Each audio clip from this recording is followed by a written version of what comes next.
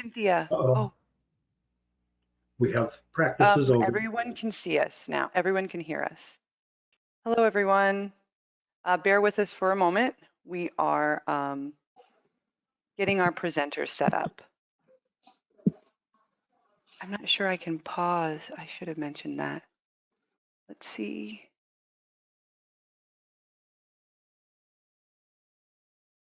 Okay, I'm gonna go ahead. After the applicable new source date. Okay, so we have some discussion on when did construction occur, what does it relate to? Remember, this is a lesson I learned too, is that we're talking about the source, the process. We're talking about what is the source of the discharge, not the treatment system. So if you have a metal finisher and they go from a chemical precipitation system to an RO, reverse osmosis, that doesn't turn them into a new source. If they change, if they replace, if they change out or install a new metal finishing process line, that does subject that wastewater to a new source. Okay, so that's that distinction that I learned. What's really cool about this new source memo 2006 is that at the very end we have a list of all the regulations except for the dental amalgam regulations, and it talks about their new source dates. So again, going to metal finishing. Here's metal finishing in 433, subpart A, their new source date is 8/31/1982. This is for indirect discharges. So pre-treatment is indirect discharges. What's the difference between so why is this different for direct discharges or the NPDES program? Well, the difference is that the new source date for direct discharges is upon the promulgation or the finalization of that rule. The new source date for pre-treatment is the proposed date of that rule. So proposed is, so this is when the metal finishing regulations were proposed. This is when it was finalized. That's the difference between direct and indirect discharges. For pre-treatment, remember, it's the promulgation. It's the proposal. So another really, yeah, go ahead. I'm sorry, I thought you were, there was a pause and it was a good time for a few questions that have popped up. Are you good to go? Okay. Yeah, thanks. So we have a few questions. The first I'd like to ask is, if local limits, what if local limits are different from categorical limits? I expect local limits to always be different than categorical limits because, again, we're talking about 58 categorical limits. And so, the categorical limits are based on technology and the process that is discharged. Local limits are based on site-specific conditions, your data and the standards that you have to meet, basically, that mass balance. So local limits should be different than categorical standards. And what you want to do in a permit, which I'm planning on talking about, is institute the most stringent limit. If you compare the categorical and local limit, you have to institute the most stringent limit in that permit to ensure that you're being protective of your plant. Great. Someone else has asked you to provide an interpretation of the R&D exemption of categorical regulations and limits. Sure. How about at the end, if I have time to talk about that? I don't want to impede on someone else's time. But yeah, at the end, I could talk about the R&D. Yeah, I'll save that and remind you if we have time. Okay. We have another question about change of ownership. So they said for like an existing IU in 413, in a 413 category, will a change of ownership may change it into a 433?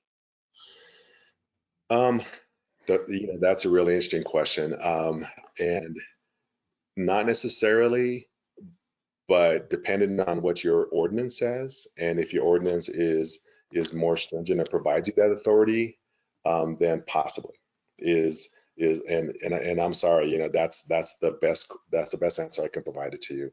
I know that when I worked at a local program under my ordinance, I did consider them to be new sources, knowing that it was subject to challenge. Okay, great. And the final question is local. It's going back to your local limits. Okay, sure. Are you okay with revisiting briefly, or we want to add it to the end of your presentation? Okay, great. So they ask if anti-degradation applies to local limits.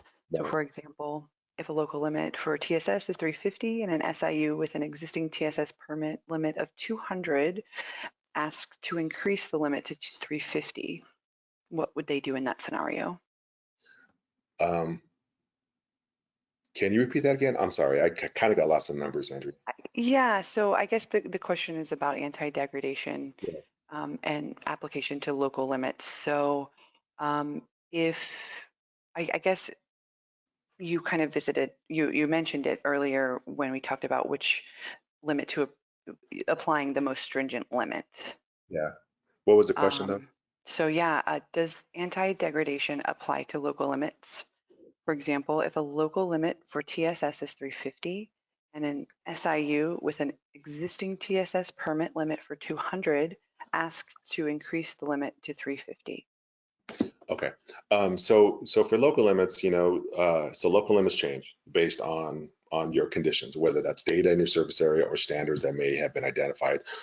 Standards may increase in stringency or decrease in stringency. So it all depends on that. So anti-deg is for NPDES program, but it's not defined in pretreatment. So if your local limits change, if they increase, for example, it could be that your removal efficiency is better, your standards have been relaxed, or your service area has changed. So my overall question to that is implement your technically current and correct and updated local limit. So if someone goes from 200 to 350, that's your local limit. That's what's enforceable, and that's what they're allowed to discharge under if they're allocated and if it's codified into your ordinance or rules and regulations. Is sort of the short answer to all those questions. Thanks, Al. Sure. Okay, yeah, and by all means, even after this talk, if you guys have any questions, I'd be happy to talk to you one-on-one if you want to follow up with me. So now we talked about the framework and we're developing a permit. I recommend highly that you develop a fact sheet, that you develop a statement of basis or permit rationale, whatever you want to call it, because that allows you to draw the line in the sand. It's kind of scary to draw a line in the sand, but if you know your authority, if you understand the standards, pre-treatment standards, then you can start to determine these applicable pre-treatment standards. Have good information on the industrial user, whether that's an application or your inspections or sampling, and then start to develop permit conditions. Let me see, I'm about 15 minutes away. So, these are the conditions of a permit, limits, sampling, reporting, notifications, slug discharge and spills, compliance schedules, and standard conditions. So I'm going to quickly walk through what I recently put together for steam electric plants. So at EPA, we issue control mechanisms for CIUs, for categorical industrial users in non-approved programs. So I act as both, as I mentioned before, the control authority and the approval authority. So I'm helping the town of Fort Lupton control a steam electric plant in their facility. So this is the fact sheet that I put together for them. So so going back to that presentation, you want to characterize the facility. Section 1 is characterizing this particular steam electric plant. What is their operational practice? How many employees do they have? Here's an overview of their diagram. I believe in pictures. I believe in diagrams because this really pops out the information that you need in order to characterize them. Here's a Google Earth, and this talks about the power plant, the switch yard, separators, cooling towers, and their discharge point in the retention pond. Spills are really important to me. So raw materials, chemical storage, and spill potential. I list what they have in their facility. Not everything, obviously, but to the best of my ability, potential for spills. And then I evaluate what is their storage, what is their handling, what is their waste, for any sort of chemicals that they have, what's going into their process, what's coming out of the process, what are their operations, what are their measures, what are their controls in order to ensure that the PHW is protected from any spills or slug discharges. The water supply is really important to me, so I try to provide a water balance of the facility as it goes through their process. This is, again, a steam electric plant, they're natural gas. Start to discuss some of the processes in the power plant building, the cooling tower. What are the sources of these discharges? Because again, if we're looking at new sources, if they change out any of these processes, if they're existing, they could be a new source. I guarantee you it's really difficult for a metal finisher or circuit board shop or refinery to determine, have they replaced their process, because there's so many little changes that happen. We're talking about total replacement. It happens over 20 years, but it's hard to really keep track of those. So this is my attempt to keep track of the processes. Now we're getting into their discharges and their wastewater flow. Pictures really help because this is their monitoring point right here. Here again is their monitoring point. Having discussions on their facility. So this is my attempt to really start to get into the process and the discharges that they have from that process. The wastewater treatment is also defined. Section 2, again, is then based on my characterization of this facility, here's the applicable pretreatment standards. So I discuss the steam electric pretreatment categorical standards and just have a discussion on that. And then based on that, then these are the permit conditions. These are the requirements, the monitoring points, the limits, the reporting, monitoring, and record keeping requirements, how often they have to sample, how often they have to report. So that is very important. And, that is my line in the sand. And that is what I'm justifying as far as permit conditions, subject to, to challenge for sure. But once you know your framework and the pretreatment standards, this is a relatively fluid process, an intuitive process. Again, here's a guidance manual for the industrial user permitting guidance. We put that out in 2012, and it provides you sort of that recipe, that framework on how developing a permit. It's pretty interesting. When I came and working on a local program, going from a field and a sampler to a permit writer, that was also pretty intimidating. Again, trying to merge onto the superhighway with a Yugo, but once you start to understand the steps, it's kind of cool to start to gather that experience for technical writing. Now we have a developed permit that is sound, it's current, and it's based on appropriate pretreatment standards. Let's talk about now compliance evaluation. I see this a lot, that when I go out and do audits, is that the follow-up to ensure that the permit conditions you've established to protect your plant, regardless of the pretreatment standard, whether it's again categorical or local limits or prohibitions, that they are compliant with that. We're continually evaluating their performance. It's up to them to comply with the permit, and we're talking about limits, monitoring, reporting, and notifications, and record keeping. So when you get these self-monitoring reports or discharge monitoring reports, whatever you call them, it's really important to go through them. It's really important to understand, how are they in compliance with your permit conditions. So the first thing, have they met the due date? Are they on time? Have they complied with everything that is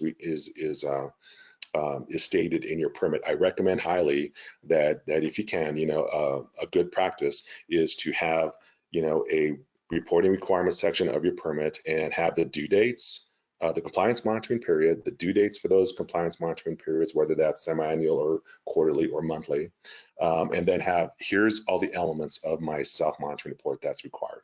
So, you may want to have them report flow, total monthly or daily average, high and low pH for that month, limits for sure, any best management practices that you may employ in your permit. You want them to provide you hard copies of that analytical data, maybe some operating logs to determine what is their pH if they have continuous monitoring. There's a lot of requirements that you may want to impose into that report. So make sure that it's very clear and that it's quantifiable for them to check off in their compliance report. The certifications, if they're a metal finisher and they have a toxic organic management plan and they're certifying that they're not sampling for TTOs, make sure that those are always in it. They're signed, they're dated. Those are really important things. So when I was working at a local pretreatment program, I used to bring these self-monitoring reports and write all over them and just say, okay, here's where I found the monthly flow, and the daily average, and I would put like an A on there because that met the A in my reporting requirements of my permit, and then I would sign that date that I certified it is in compliance. Then I realized it's probably not a good idea to write on the self-monitoring report. So that's where a colleague of mine, who I give them a lot of credit to, said, why don't you just put together a checklist, that it's specific to the permit, and it has all the check boxes that they have to meet in order to be in compliance for that particular report. So that's something I highly recommend, is that, one of the aspects of permit development is that is it a good idea, a good practice to develop a compliance checklist for your permit so when you go through it, you just check them off, and then that way it's that crosswalk with your permit requirements to ensure that they're in compliance. And put that in your pre-treatment records, before or after that compliance report. That provides you that internal checklist that they are in compliance. Because I've seen a lot in audits where sometimes this compliance evaluation is not necessarily as comprehensive as it can be. So now that we're in the understanding, are they in compliance? Now the next step, is enforcement response. Is okay, if they're not in compliance, and again, we're evaluating their performance, they're not in compliance, what is our response? Because you are required by the regulations to investigate and to follow up. We can talk about enforcement discretion, but there is a requirement to identify, to investigate, and to respond. Okay, so this enforcement response plan that's in the pre-treatment regulations, again, these are the regulations. You're required to have a escalated enforcement response to ensure that there is incentive for them to come to compliance. We all know in pre-treatment that outreach is our best tool. Education, outreach, communication, understanding their situation is always good, and so a lot of times that is the proactive way of ensuring compliance, and I advocate that a lot.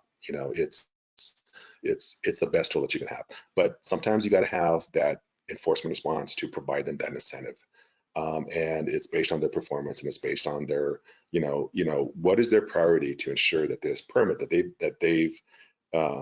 is issued to them that imposes conditions, that their priority is to meet compliance with that. So the enforcement response plan, just says, anticipate types of violations. What is your escalated response for the pattern and the magnitude of those violations? So pattern and magnitude are really important. You have to identify in the ERP who's going to do their enforcement response, and then that whole caveat, it adequately reflects your primary responsibility to enforce.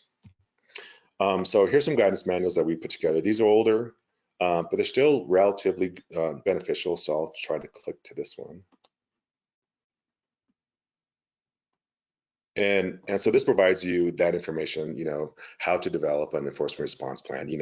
The things I look at whenever I evaluate enforcement response plan is, have you anticipated all the types of enforcement responses? It's really difficult sometimes to determine what are the anticipated types, because again, we're kind of thinking, okay, in the future, what may happen to our program, but think about what is specific to your program. Every program's different. So, if you issue permits, limits, reporting, notifications, are they on time?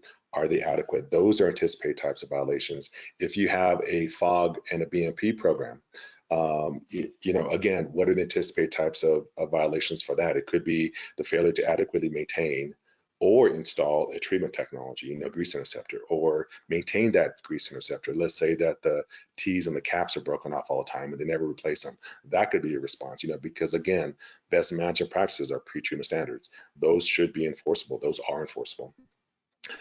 If you have a truck and hauled waste program, what are the anticipated types of enforcement responses for those? So those are the things that after an audit, I try to characterize that particular program and say, okay, does the enforcement response address any anticipated types of violation? It's really hard to quantify sometimes, but what is quantifiable are significant non-compliance situations. So in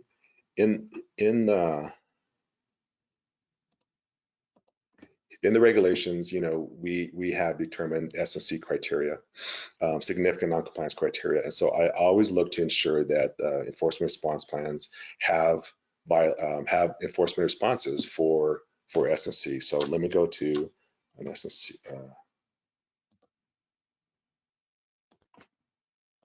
Okay, so here is a enforcement response plan that I've evaluated, and again, it talks about their authority to implement it. How they gather information, who are the people responsible for enforcing, and then just some of the timeframes that they have. And then here's the type of enforcement remedies that they have. Make sure that your enforcement remedies are implemented from your ordinance or your rules and regulations. Don't create new enforcement remedies in the enforcement response time, because you have to implement your regulations. You can't create it in an ERP. So here is their fine schedule, the types of enforcement remedies, and then the anticipate types of violations. So you'll see that they have violations that do not meet S&C definitions in general, and those that do. So, if you're S&C, you have to have an enforcement response.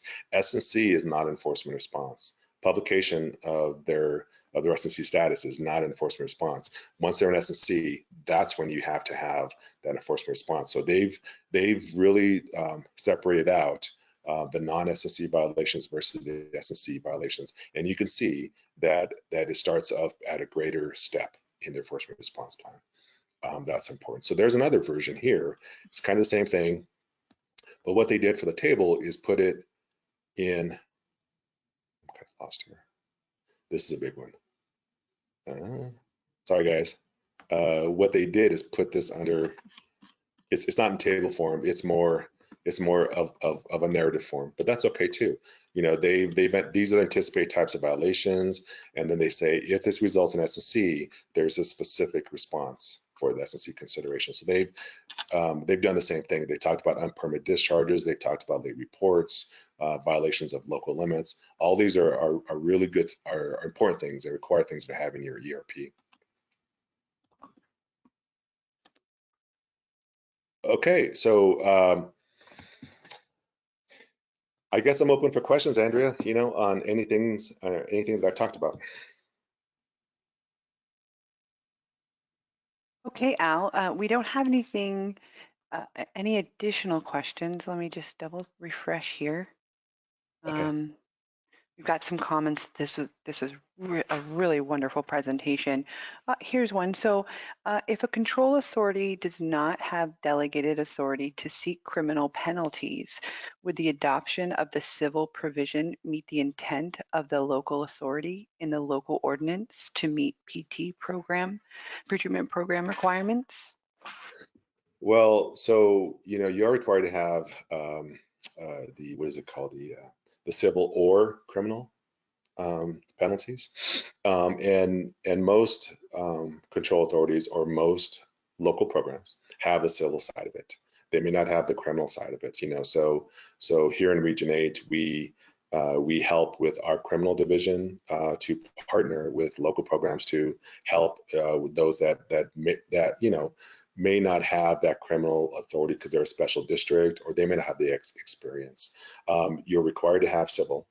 You're required to have some sort of enforcement scheme, but it's civil or criminal. It'd be great if you had both, but that's not the requirement. Okay. Thank you for the answer. Sure.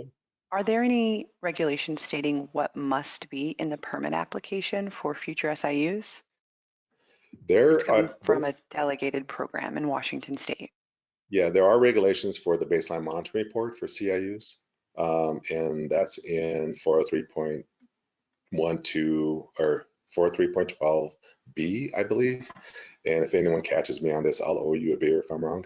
And so typically what a lot of programs will do will adopt that as their application requirements, and they may add other aspects to that. The important thing for the application is that it provides you, again, a good start with characterizing that facility. Don't just rely on the application, but it does give you that ability to quantify some current data that they may submit in there. But typically, what I've seen is that it mirrors the baseline monitoring report. So to answer your question directly, there is no requirements for the content of an NPS permit application, the pre-treatment regulations.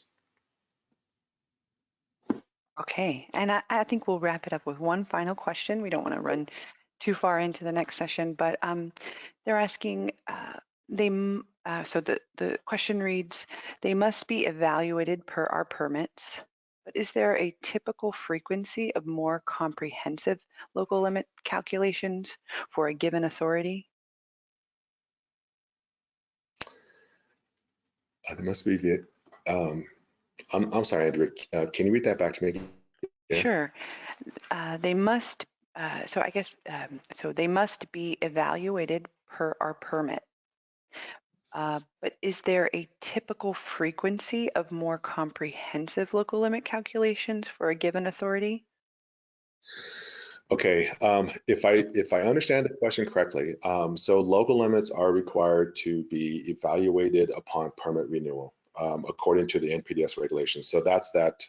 Let me go back. So that's that regulation in 122. So with every permit renewal, you're required to evaluate it. You're also required to evaluate it upon changes, to ensure it's current. It's so let's, we can definitely talk about the frequency, but let's talk about the benefit of local limits. You as a local program want to have defensible, technically accurate and current local limits based on standards and data, because that's defensible. You do not want to be challenged by your local limits when it's an enforcement case. So you want to ensure that your local limits are updated. So there's no, I mean, if you want to update them every time you have a change. If you have a change in your service area, you can update your local limits based on current data. If you have a change in your treatment plant, you go from a lagoon to a small mechanical or a mechanical to a BNR. That'll change your removal efficiency. You can always change it. There's a benefit to always being aware of what the impacts are to your local limits. The minimum frequency is a permit renewal. Every 5 years, or sometimes with administrative extensions every 10 to 20 years. That's a minimum, and then you're supposed to update it as necessary. So again, changes that may impact your local limits, and that mass coming in and mass going out is what I'd recommend that you look at. Thanks, Al. And I just wanted to revisit the R&D exemption question before we wrap up the presentation. Would you like me to read Okay. the question again? Yeah. Let's see. Yeah, let me find. Can you read that back to me, please? Just one second. It's a little tricky to navigate, but I will find it. Okay, so can you please provide your interpretation of the R&D exemption of categorical regulations and limits? Say, Andrea. Okay, so my interpretation. Yes. While Al's answering that, you want to throw a couple of polling questions up, or at least one? Oh, and yes. Al can answer during the poll. Yeah, thanks for suggesting that, Do I have to Clayton. click anything to release my? Nope, Do I have to do anything? No, we'll take care of it on our end. Okay. All right. So research and development as it applies to categorical standards, my interpretation. The categorical standards, so let's talk about metal finishing. You have a metal finisher, and they employ the processes that are defined when we develop the metal finishing regulations. So they do one of the 6 core categorical operations, and maybe one of the 40 ancillary operations. What determines if they're subject to the rules and regulations? Is it research and development, and what is research and development? All those are questions that are very timely, for applicability. My interpretation is that unless they are doing something outside of the scope of the metal finishing processes, I don't consider that to be research and development. So I've seen, we have a facility in Montana where they had said, well, no, we do research and development, but they discharged about 6,000 gallons of metal finishing process wastewater down the drain to the PHW. They're subject to the metal finishing regulations unless they do something that is outside the scope of metal finishing. So their research and development mean some sort of new process, then I still consider them to be subject. There is no variance. If you look at the regulations, there's no variance that says these metal finishing regulations are applicable to you unless you do research and development, and we don't define what that is. So it's very difficult for me to understand how research and development, and you're still doing metal finishing process and wastewater, means that doesn't apply to you. We can definitely explore that more if whoever has that question, wants to talk to me more about that. And I can pull up some R&D memos that I've written and have been written throughout the nation from EPA. I just can't find it now. I'm not sure if I'd be able to find it, but there is a very step down approach to determining whether or not R&D means that you're exempt from the categorical regulations. Okay, great. And I can connect you with the attendee. Okay. All right. Well, thank you so much for your time today, Al. What a great presentation. We do have the final poll popped up on the screen.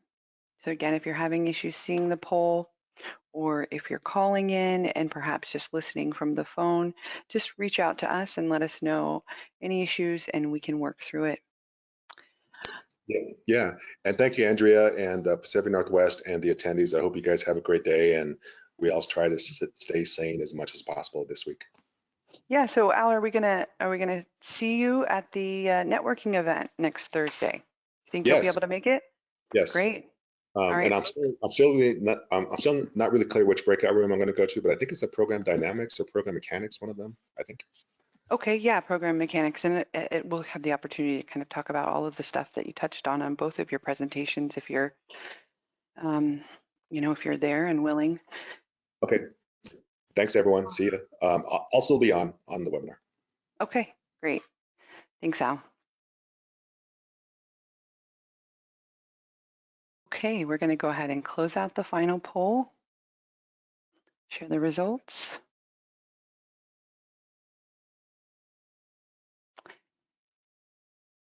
All right, now I'm going to welcome Nicole Schaefer. I'm going to go ahead and share her screen. She is with Baxter and Woodman. They're out of Chicago, Illinois. Welcome today, Nicole. Thank you so much for joining us. Hi, thank you so much for having me. I am so excited to be here, and thank you for the invitation. I just absolutely love any opportunity to, oh no, which screen is showing? Oh, mine popped out, so just give me 1 second. Hey, Clayton, which screen is she showing? I have a monitor attached to my laptop. Oh goodness. And I don't know if I can swap screens here. Oh no. Yeah. I'm not sure how you're seeing. Let me Here, try this. I don't actually see anything. Clayton, are you seeing her screen yet? Can you Perhaps see my screen now? No, I see the I do pre-treat. not. So let's go ahead and offer a short break to everyone while we troubleshoot this issue. It's 9:11 now. Perhaps we'll give everyone a bathroom break, and in 3 minutes or it's 9:12 now. So at 9:15, if we've got this resolved, we'll get the presentation going. Hey, I see it now. Well, I already Cool. promised a bathroom break. Go for it, please. Please Okay, go lots for of it. coffee. Yeah. Okay, so we see your presentation, and I'll just go ahead and mute myself for a few minutes, and we'll get going at 9:15. Great. Thanks, Nicole.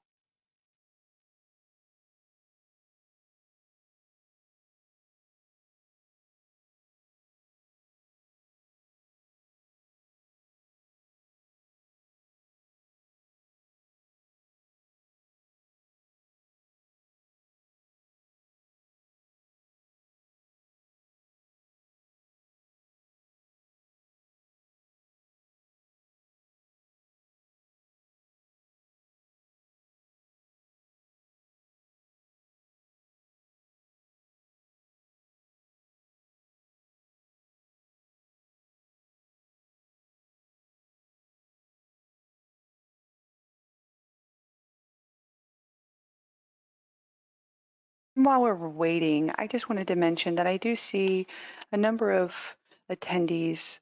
We're having problems seeing this last poll, so I am in the process of responding to your question, but I'll reach out to each of you directly, and we will figure out the issue with the polls for you.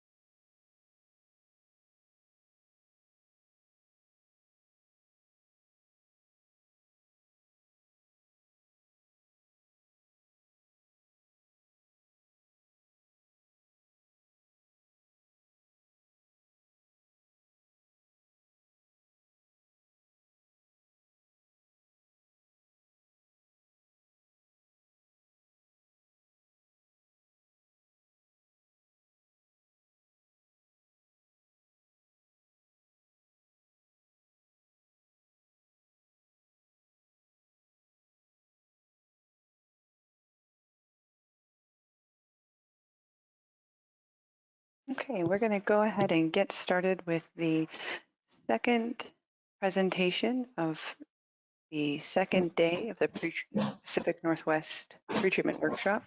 Welcome everyone. If you're just joining us, we have Nicole Schaefer on with Baxter and Woodman. She's going to share about industrial user classification guidance. Welcome, Nicole, and thank you for joining us. And I'll let you Yes. go ahead and get started with your presentation. You bet. Thanks for having me. I'm really excited to be here. I love any opportunity to educate and share information. It's one of my favorite things. So a little bit about me and my group. I've been an engineer for 20 years, and I am currently the environmental department manager at Baxter and Woodman. And my department mainly does pre-treatment and NPS compliance mainly. We do other things too, but mainly that. That's our excitement. And I've been doing pre-treatment for about 10 years. And again, like I said, excited to educate. Our group has put on a seminar for the last 7 years for clients and non-clients, for folks in Wisconsin and Illinois, to just share knowledge about pre-treatment. So this is really fun stuff to be a part of. I've implemented and administered pre-treatment programs, the day-to-day, everything from top to bottom. I've done survey campaigns and classification, and I was shocked when I finally did a count. I've written over 100 discharge permits, so I made myself laugh when I discovered that number. But our group does serve about 13 clients that have formal pre-treatment programs and 17 with informal programs. And this is a mixture of municipalities and sanitary districts in Illinois and Wisconsin. And two of those informal programs were actually assisting with developing a formal program for. So soon that's going to be flipped 15 and 15. But yeah, we're a full service pre-treatment team and we love it. Love what we do every day. So today we're going to talk about classification, and here's our path. At the end of today, I want to give you the framework that you can use as a guide that you can classify any industry in your program or anyone that comes along. And here's how we're going to do it. So when and why would you classify an industry? There's some types that I want you to be aware of. And how do you even start? Where to begin, where to look? This process, because it can be overwhelming when you've never done this before, or if you've done it just very little. It takes practice. There's several paths and resources that I'm going to share and guide you to, and I have some really cool examples that we'll walk through to hopefully give you a feel of what you need to do and how you need to do it. Okay, so why and when would you need to classify an industry? Well, say you've got your program and there's a new industry coming to town. All right, new applicant, got to check them out. Perhaps you found someone during your annual survey. New industry, new to you, you gotta know what they're doing. Perhaps you observed something new during your annual site inspection. Something you hadn't seen before and the industry hadn't mentioned before, even though they're supposed to. Perhaps an IU is adding a new process, something that they've never done before. Or, this has happened to me just recently, I saw some new information in an IU permit renewal application that wasn't there before. So, established IU, new information, okay. Or perhaps staff has changed at your program. Maybe you are a brand new pre-treatment coordinator. You've never run a program before, but guess what? You're in the role and you've inherited a program. You may not necessarily want to take everything for face value. You probably want to get hands-on and double check classifications for yourself so you have firsthand knowledge. Or, I have an example later, it's been a while, meaning say you have an industry that's in your program and you think they weren't doing something and you find out they were, and oh boy, it opens up the classification rainbow. So at the end of the day, you have to have the right classification for your program to be in compliance, and so you can have those correct effluent limits. So let's start with some classification types. The big one everyone's heard of, categorical industrial user. Wonderful. 59 categories, 59, that's a lot. And even makes it even more fun, there's 450 or more subcategories that we have to sort through and determine who falls in what. So it's very nuanced, it's very complicated, but with practice, it's not that bad.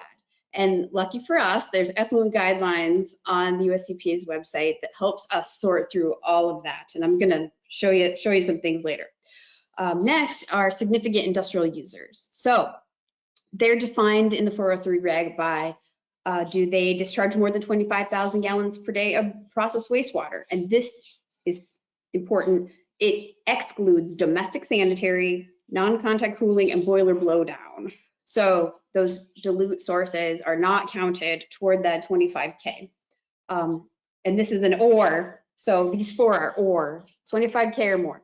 Or their discharge is 5% of the hydraulic loading to the PNPW, or their loading is 5% of the organic loading to the plants, or I love this one. This is your ace in the hole, friends. Or they have the reasonable potential to adversely impact the treatment works of the treatment plants, upset the sludge, have pass through. This is your ace in the hole. Keep this in your back pocket if there's ever an industry that comes along that doesn't fall into any of this other stuff that could affect the plant. You want to protect the plant. We're the Jedi Knights of the pretreatment world. So protect the plant. Okay, next, non-significant categorical industrial user. This is a special one because we have special friends who have very little waste that's discharged, but they're still doing categorical processes. And this is defined in the 403 reg, but you have to have this defined in your ordinance and in order to be able to use this. But it's really nice when you have a small user and it's just not practical to have them do the monitoring like the big guys do. So this is all in the reg. I have the citation down there and you can check this out, but they have to consistently comply with standards, and they have to provide a certification statement with all their supporting documentation that they're complying, and they can never discharge concentrated wastewater, untreated wastewater. So last two, zero CIU. So this is a CIU that does not discharge a drop of categorical wastewater. They're regulated, they would be regulated under whatever 40 CFR part they are, but they cannot discharge a drop. And they're helpful to be categorized this way because sometimes you may have, like, for example, a chrome plater that hauls all their wastewater away, but you certainly want to know what they're doing under their roof and where they're sending their waste. So that's a good one to have. And then the non-significant regulated industrial user, they're not a CIU or an SIU, but you definitely want to keep tabs on them. You want to see their monitoring. And this is the same folks from the previous slide. If they have the potential for upset and pass through, you want to keep tabs on them. You want to make sure that you keep in mind for all the newer folks that are learning this stuff that industries can have 2 or more different classifications. So, and you're going to see this in our examples. So where do we look? Love, love, love US EPA's website with the effluent guidelines. All 59 are listed. And just so you know, all the websites that I have a whole list of references in the back. I've got 2 slides of links to things I'm going to show you. So I have the link to the effluent guidelines. All 59 are listed. And what's nice on this page is you can sort by these headers. So you can sort them alphabetically. You can sort them in numerical order, ascending, descending of the part. And then what initial and last is, initial is the first year of the rulemaking, and last is if there were any updates. That's what's here. So you can click on, so most of the 59 have their own web pages that you can click on, and we're going to look at a couple. Some do not, but most do. And this is where you're going to find the treasure trove of information.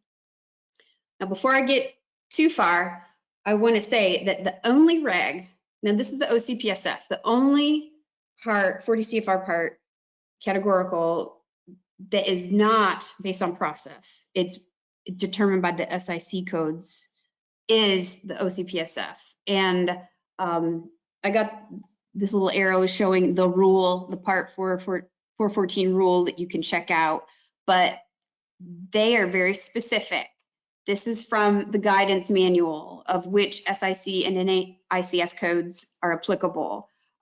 This is the only reg that cares about and is determined by SIC. Now, keep in mind, many industries do not necessarily accurately reflect their correct SIC code. They can be totally wrong and give you the wrong code. So it's really important when you're checking people out that you verify and vet out their SIC code. All right. So here's an example of the metal finishing effluent guidelines page. What I love about this, it's totally comprehensive. And this is these snippets are like the top of the page. Every reg that has the link, it's got a little bit of context and background, what the reg is, then what's on the page, the facilities that are covered. It's got a description of what is this reg, what's the general gist of this reg, okay? Then if there are core operations, they're listed, and then we're gonna move on down to the bottom for additional information, but this is where you start. Now, for everything except OCPSF, the applicability of a categorical reg is dependent on the process, what they do and how they do it, and not on the industry sector or SIC code. So on down the effluent guidelines for metal finishing, this is where you find your goodies. This is the awesome part. So all the guidance and background documents, go to this link, all of these are listed.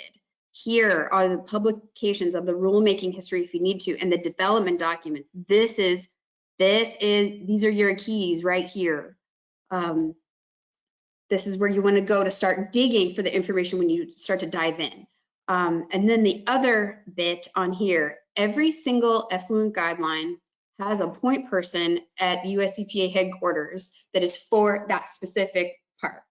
So their name, their email, their phone numbers are all down here. So check them out if you have specific questions on a particular reg when you're diving in. Here for metal finishing that's particular to this is there's a whole other list of potential categorical classifications that a process could be covered under at a metal finishing facility. So this is where I'm talking about some things are better covered under these regs, or they could be in addition to a 433 process.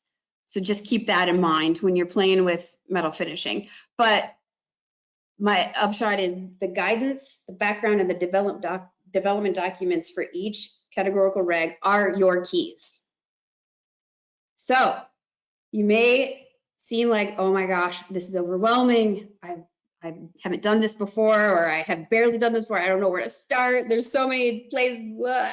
Well, here is a nice little summary. I've got a couple slides that give you the guideposts. So your effluent guidelines are your friends. I encourage everyone to go in there, navigate around the effluent guidelines websites. There's different places where things are saved, and just get familiar with where things live on that compendium of web pages. So do it.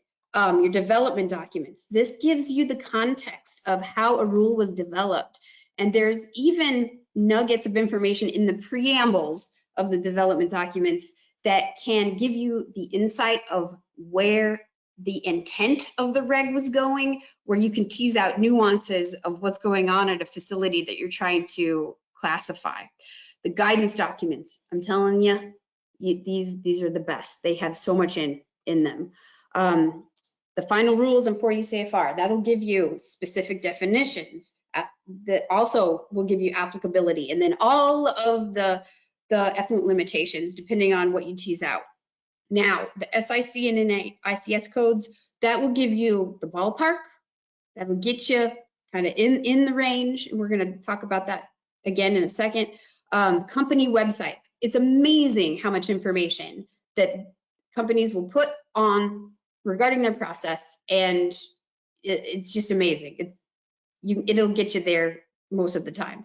And then if you're not sure, Google the process. So I had to recently, I was looking into a corn wet milling, and there's a corn dry milling place, and I did not know the difference between the two. And so I Googled it, and oh boy, did I find so much. So just get out there, dive in, and go for it. Now, all right, additional resources to seek and to gather. You have friends. You have friends everywhere in the pretreatment community. So just like Al Garcia is here from Region 8, thank you for being here, and he is a resource. Our very own Jody Opie and Newton Ellens in Region 5, we talk to them all the time. And depending on your state, you may have a state pretreatment coordinator. Illinois does not, but Wisconsin does. Jan Pickrell at headquarters, she's tremendous, and I have a story about her and the effluent guidelines folks in a little bit. And then you have peers in the community. There are organizations all over the country, consortiums and groups, and even different region associations that you can reach out to and ask questions. And speaking of pretreatment coordinators, I'm giving a shout out to Jean Bennett from Everett, Washington, who's the moderator for the pretreatment coordinators group. This used to be on the Yahoo groups, but it was migrated recently to the groups IO. The link to this is in the back of this presentation, but they've got over 20 years of threads and discussion and interaction and people answering and asking questions. And you can connect with people across the country on any pretreatment topic. So thanks, Jean, for putting this together and maintaining it. Now, where do we start? I like to think of this as the inverted triangle that we all learned about in English class way back in high school, where you have a topic that you need to start broad with your idea and come down to your main point in the opening paragraph. Same kind of thing. You want to start wide. Is this a food manufacturer, or are they doing metal finishing? What are they doing? Are they doing corn wet milling? And then you start to identify specific core processes that they're doing, and then identify any sub-processes or ancillary processes that they might be doing as well. You'll get that information from site inspection form, like say it's a new IU or a permit application, or notes from your annual site inspection. Those are places to start. Now, the start date is super important. As Al was saying earlier, he was talking about those new source states. Well, depending on when a process began under the roof, they will either be existing source or new source, and that will determine which standards are used, and that'll get us to the classification. Now, I mentioned getting in the ballpark. Well, this slide here is the listing of all the categories grouped in general buckets. So you can kind of look at this list and say, okay, all our foods are here, and ooh, the heavy manufacturing, you can narrow it down this way. And that can be helpful when you're starting this process. Now, this down here is a snippet of a cool PDF. I have a link to it in the back of category. What kind of industry is it? Their 40 CFR part, and then the relevant SIC codes that go along with it. That again gets you where you're trying to go. Then also the new source state. So I put in links to both of these. The one on the left is the 2006 US EPA memo with new source states, and then, and I think Al was showing this one, this is from the September 2010 NPDES Permit Writers Manual Appendix D. We went deep for that one, and that's linked as well, but it has all the parts. And then we're dealing with indirect dischargers, but it's the date of promulgation. When was that rule promulgated? That is going to be your key to knowing whether someone is existing source or new source. So there's quirks and there's nuances, and that is what makes this so fun. I think there were some questions earlier for Al about the electroplating, but just for my own sake, for putting this together, the 413 electroplating, it's only existing source. There's no new source in the reg. Okay, so the date was August 31st, 1982. So if a place has electroplating, they would have had to have been set up shop and running before that date to be a 413. 433 absorbed the electroplating only if they were after that date, August 31st, 1982. So it's covered as a new source under 433. So that's a distinction there. An exception to the electroplating rule is if there's a job shop, an indirect discharger, and job shop is a specific definition in the reg, so make sure you look that up. If they're a job shop, or if they're an independent circuit board manufacturer that doesn't have any other metal finishing process or any other process under the roof, then they're covered under 413. But it's nuances like that that you wouldn't know unless you go digging through the development document and the guidance document. So that's just a handy one. Some quirks about metal finishing. There's 6 core processes. Awesome. And there's 40 ancillary processes. Holy smokes, that's a lot. But it's good to know this. Now, here's some quirks. If you have any of the core processes under the roof, then all ancillary processes that you're doing that have processed wastewater from are regulated. Now, if you haul any of the core process wastewater, but you're still producing processed wastewater from any of the 40, those are still regulated and you still have to be under those effluent limitations. So they can say, oh, we haul our core. Nope. If you're doing ancillary, you're on the hook. Now, the development, again, treasure trove. I can't underscore this enough. The development documents and the guidance documents have full detailed descriptions of all the processes of every regulation. So it's a lot of reading, but that's what you have to do. The keys to this is get in, read, and ask your industry questions. Ask.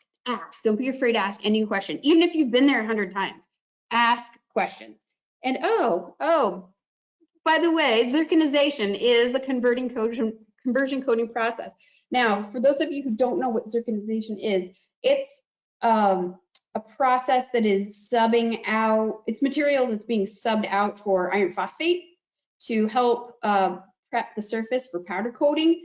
And zirconization was developed well after the guidance documents for metal finishing were developed. So I want to say it was back in 2012 or 13.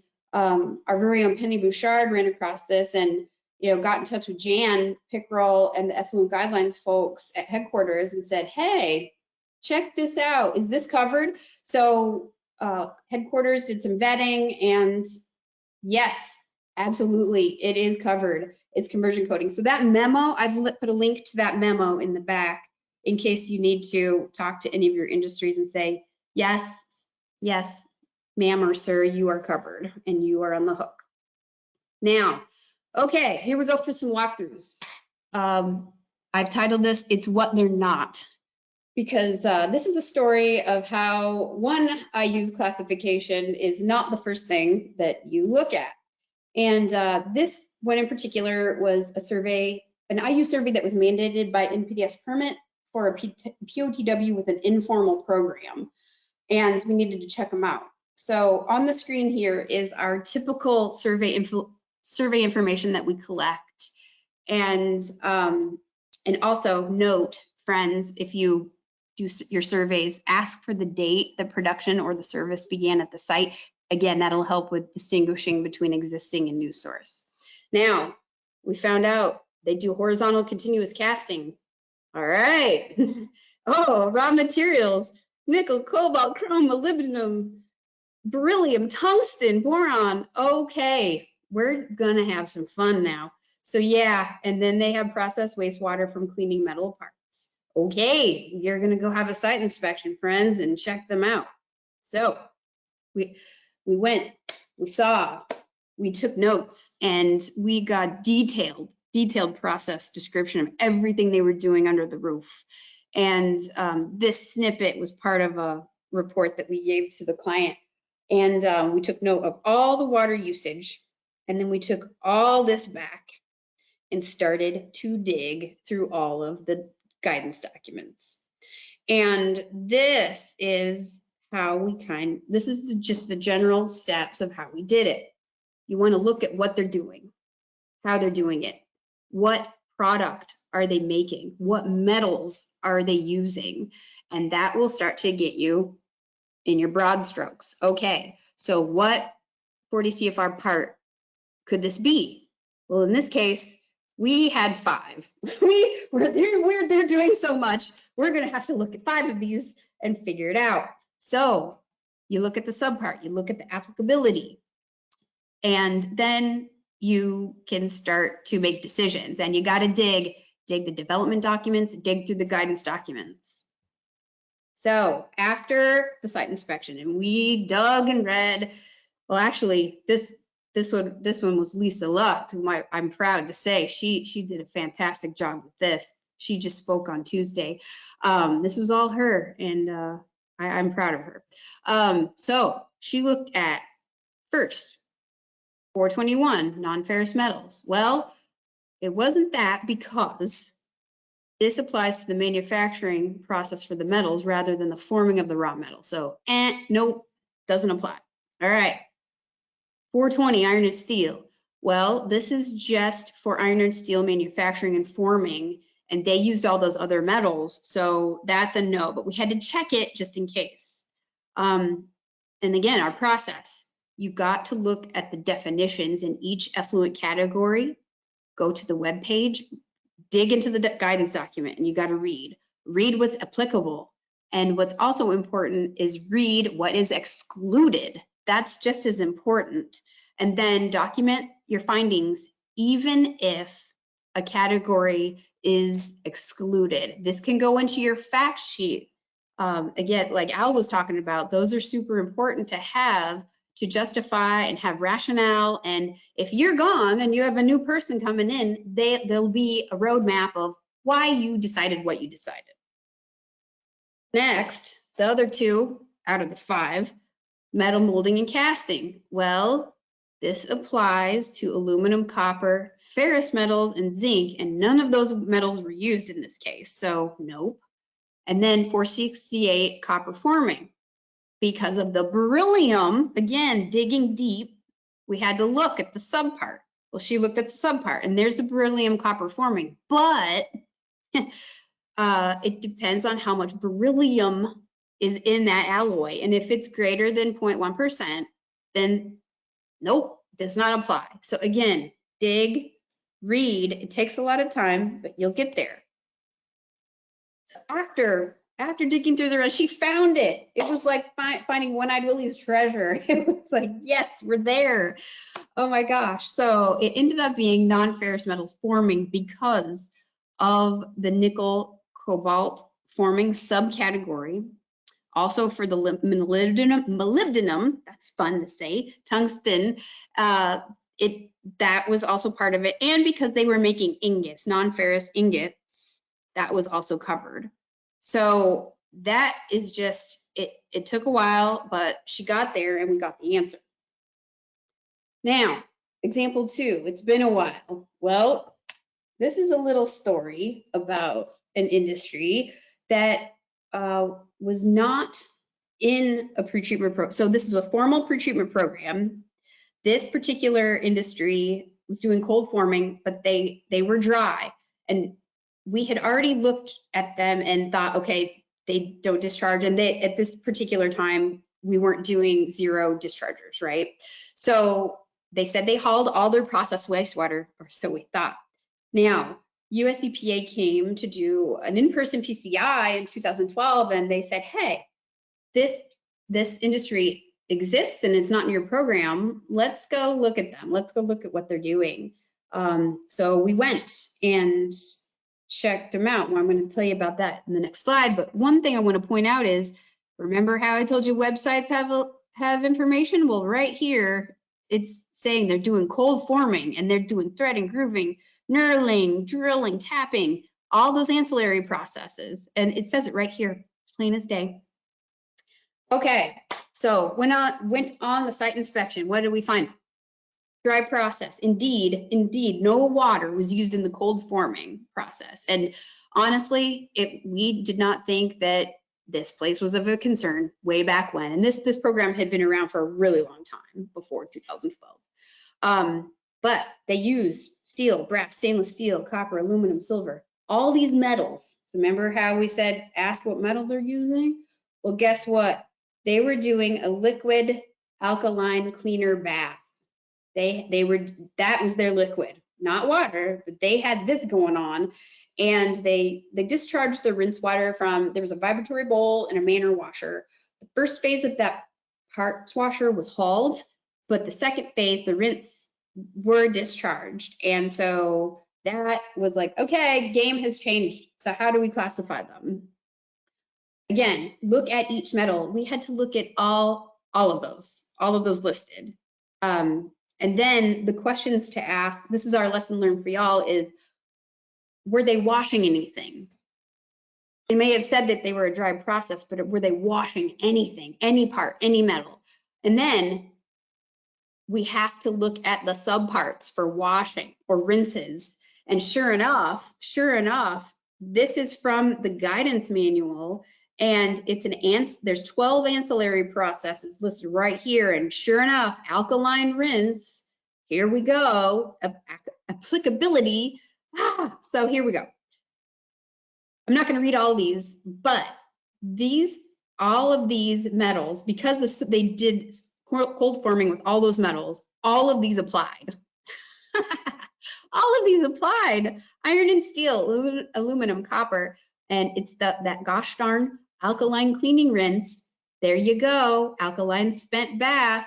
It was all applicable. So mass-based limits for these guys, it would have been a nightmare to try to do combined waste stream formula and calculate the mass-based standards, because they discharge such little water from the washing. The standards would have been impractical to enforce, and so they would have been so small, it just wouldn't have made sense with detection limits and all. So they agreed to haul it, and that was that. But boy, this was a fun one. All right, so let's see. I have a few more lessons learned that I think are important. See it for yourself. So there's an industry that was in a program. This is a formal program. We've worked for them for years, and we helped them in the beginning to do an assessment of their pretreatment program. And we went through we double checked the classification of all the categorical industrial users and vetted those out and got them on track. This particular industry was an SIU, and they weren't doing anything special. It was just blending materials for soap and disinfectants. It was our understanding that they weren't making anything. They were just blending materials. And again, this was one of those inherited pretreatment programs that the pretreatment coordinator and the lab coordinator, they inherited this program and didn't think anything of it. And then it wasn't until just I never went on the site inspection, because we took care of handled a lot of the site inspections. We helped them off and on. Well, I went to the site inspection last December, and it was the first time I had been in that facility myself and saw things with my own eyes. We're going along, and the environmental coordinator is a young, green as a bean, just out of college, and he's in this position, and he's like, oh yeah, and here's our organic reactor room. And I said, oh really? You have an organic reactor room? This was never on a permit application. This was never on a fact sheet. This was never on a site inspection form from previous years, from all the other folks who had went out there. This was the first time I or anyone else had heard of this organics room, right? So we got to asking questions, and come to find out that indeed they are performing oleum sulfonation, which is one of the subparts of OCPSF.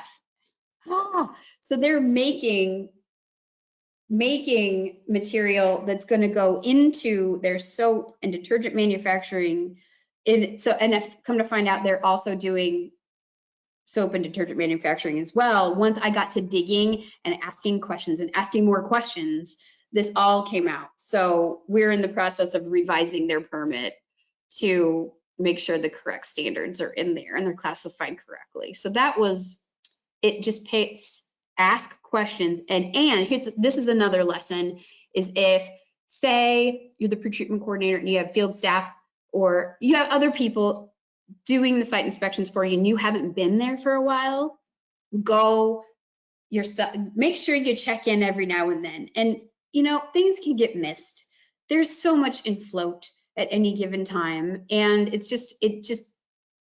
I'm always just laugh at myself when, how could I have missed that? But if it's all circumstances, like we thought that they were minor or, not as important as the other things, and other people thought that they had it covered. Well, it just goes to show that firsthand information and seeing it for yourself is one of the keys to this.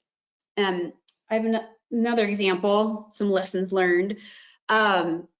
Looking with fresh eyes. So you could have been to a place 100 times. You could be there the first time. Always go into a place with fresh eyes. Now, this one happened to be the first time at this site. So we have a POTW we're helping out. They're under consent order and we're checking classifications. And this one in particular was a metal finisher and is a metal finisher. And this was the first time we were there. And it looked like any other metal finishing process. And Lisa happened to go on this one as well. And she started asking questions. Oh, well, what's that little bucket over there? What's that little area over there? And come to find out, they were making jewelry and performing investment casting.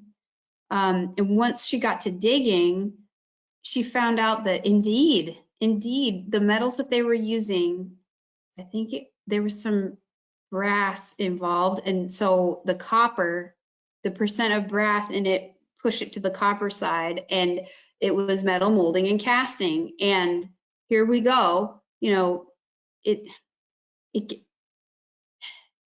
the folks who run the program they didn't know. They didn't know. I mean, anyone could have looked at that process, and if you did not ask the question, you would just assume that it was part of the metal finishing stuff that they had floating around in that place. So ask the questions and then ask more questions, because the more you dig, I feel like I ask a question and 3 more pop up. And that's just the story of my life in this, but that's what you need to do to get to where you need to be. So that's an example. Look at things with fresh eyes. So, and the last one here is process of elimination. So there's an industry who makes quaternary amines and cocoamides, and they're producing the materials that go into shampoo. So at first glance, it looked like they were doing 417 soap and detergent manufacturing. But once I got really detailed, again, asking detailed questions of what are in your reactors, instead of going to a site inspection and someone saying, oh yeah, this is just a reactor, and just giving a general, what are you doing in it? What ingredients are going in there? You get the details, because then I could go back to the 417 guidance document, and it has everything in there, everything of what different process, all the different soap manufacturing and detergent manufacturing processes and everything in there. And then it also tells what raw materials are excluded from the reg. And sure enough, these particular quaternary compounds and cocoamides were not included in the regulation. So because that's all they were doing there at this particular facility, then 417 does not apply to them. So that is going in their fact sheet. And they were not a CIU, but definitely one of those non-significant regulated industrial users, because quaternary compounds, if too much of them are released to treatment plants, it can really mess things up. So again, protect the treatment plant, use that citation in the 403 that lets you regulate someone who isn't categorical. But also it's process of elimination. This is not what they do, so they're not regulated. And here is the resource. I've got 2 slides here that I believe the hyperlinks will work when it's a PDF, but I've got that zero discharge. So this one is a zero discharge, the US EPA Babcock letter from 1993 that gives the justification for permitting or the guidance and support for permitting a zero CIU. Also, what goes hand in hand with that is the 1993 pretreatment bulletin number 13 of zero discharge pretreatment standards for zero dischargers. Those 2 go hand in hand. This one here is the effluent guidelines link just to the main page, and then you can just take off from there. You can click on a whole bunch of different places there. Then the last 2 on this slide are the new source dates, both the 2006 memo and then the Appendix D from the NPDES Writer's Manual. And then here, this one, the National Pretreatment Program publications, this is the treasure trove library, I'm telling you. This takes you to the web page where you can search for any document that US EPA has scanned in. So you can search for keywords, you can search for dates, you can search for anything. All of the specific effluent guidance documents, they're all in here, but they are also under each specific reg. So whatever part, CFR, 40 CFR part, whatever, you can find them by navigating through the specific part, or you can go to this one here and find anything. Even that bulletin, bulletin number 13, you can find it here. Then there's a PDF online of the SIC code list that's correlated with the industry sector and 40 CFR part, and then the zirconization memos here. And then this is the link to the pretreatment groups that you can join. You can click there and find your way into our community. That is all I have. And I just want to say thank you again for inviting me to speak. Yeah, just start broad and you can start to narrow it down. Ask questions, ask more questions, take really detailed notes, ask for help, ask your community, reach out to me, reach out to Al, reach out to Jody, reach out to Jan. We're all here, we're all in this together, and it can seem overwhelming, but it also takes practice. So try again and keep going. You know, I've been doing this for 10 years and I feel like I'm just now getting to where I feel good about it. I feel I can get to where I need to be without any help. So it takes a while, but just ask. But that's all I have. Thank you for having me. And Thank Nicole, you, Nicole. You can't leave yet because we have some questions. But while all right. I'm going to ask the first question while Andrea puts a poll up, and I do want to explain, if any of you folks that have the presentation set up on full screen on your monitor, if you shrink it down a bit by clicking the little box at the top right-hand corner, the polls should show up. If they don't, you can go ahead and minimize the screen, try that. We've had a lot of comments that people can't see the poll. I know GoToWebinar has problems with showing the poll on a full screen presentation, so just be aware of that. If you still can't see the polls, email Andrea. She'll put her email address up here and we'll keep track of you so we know you were here. Anyway, so with that, I'm going to ask the first question, Nicole. It is, what are examples of upset or pass-through from non-significant regulated industrial users. And Okay. All right. Well, that's a great question. And for example, one of my go-to ones are ink users. So say you have an industry or a facility that uses inks or paints or makes flush for pigments or something of that has the potential to either slug load the plant or release a highly concentrated amount of, say, pigment that can turn your plant blue, neon blue, or neon green or red. That would be an example of that.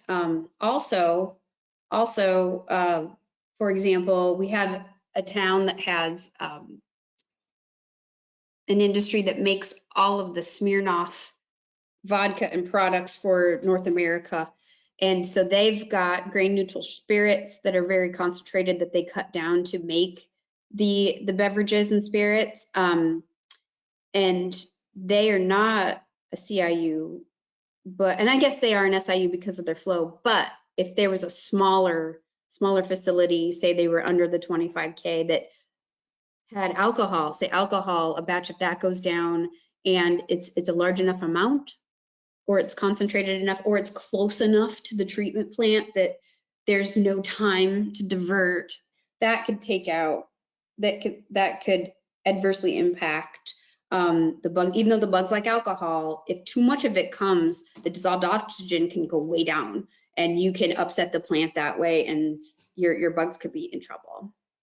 Those are two examples off the top of my head. thank you. One thing I wanted to make clear is under the definitions for in 40 CFR 403.5 subpart T, for significant industrial users, categorical industrial users are a subset of significant industrial users. Just yes. So you know, so that's something that I didn't really learn that until I'd been in pretreatment for like 15 years, that categorical industries are significant industries. Right. All CIUs are SIUs, but not all SIUs are CIUs. Yep. That's the way I phrase it. A couple of other potential impacts from these non-regulated industries. For instance, we have a little town on the Oregon coast. They had a big fair. A bunch of porta potties were set up. The porta potty company brought in the porta potty waste and dumped it at the treatment plant and totally turned the treatment plant over. So anything that can upset or pass through your treatment plant or can impact your collection system, for instance, excess fat, oil, and grease or rags, that is potential for upset or interference. Let's see, let's jump down to another question. This is from City of Portland. I thought indirect discharging job shops were only exempt if they are existing but not new sources. So this is the job shop question. Yeah. Oh, I think that is true. That is true. Maybe I didn't make that clear. But yeah, job shops, it is a specific definition, and I think they already have to be in place. And they would be under the 413 reg because they are existing source only. But yeah, they're not new source.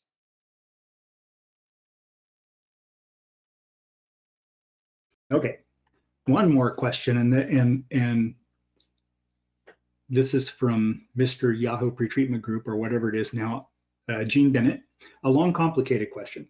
If a company has separate processes, one is a zero discharge metal finisher, the other has ancillary processes, and the parts from one are never in the other under the same roof, under different roofs, for instance, are the ancillary process discharges, are they still regulated by the 433 regs? That's a great question, Gene. Now you mean that they're not in the same if they're not in the same building, and that means that they do not go out the same outfall. I want to say that if they were separate pretreatment compliance points, like the manhole, the end of pipe, if they are completely separate buildings, I would imagine that they would not be regulated. But if they're under the same roof and going out the same end of pipe as where the process is for the core that's hauled, then they would be. That's a good question. And Hey, Nicole, this is Al Garcia. Can I help with that question? Yes, please. Because I'm doubling back. Please, if I'm wrong, say so.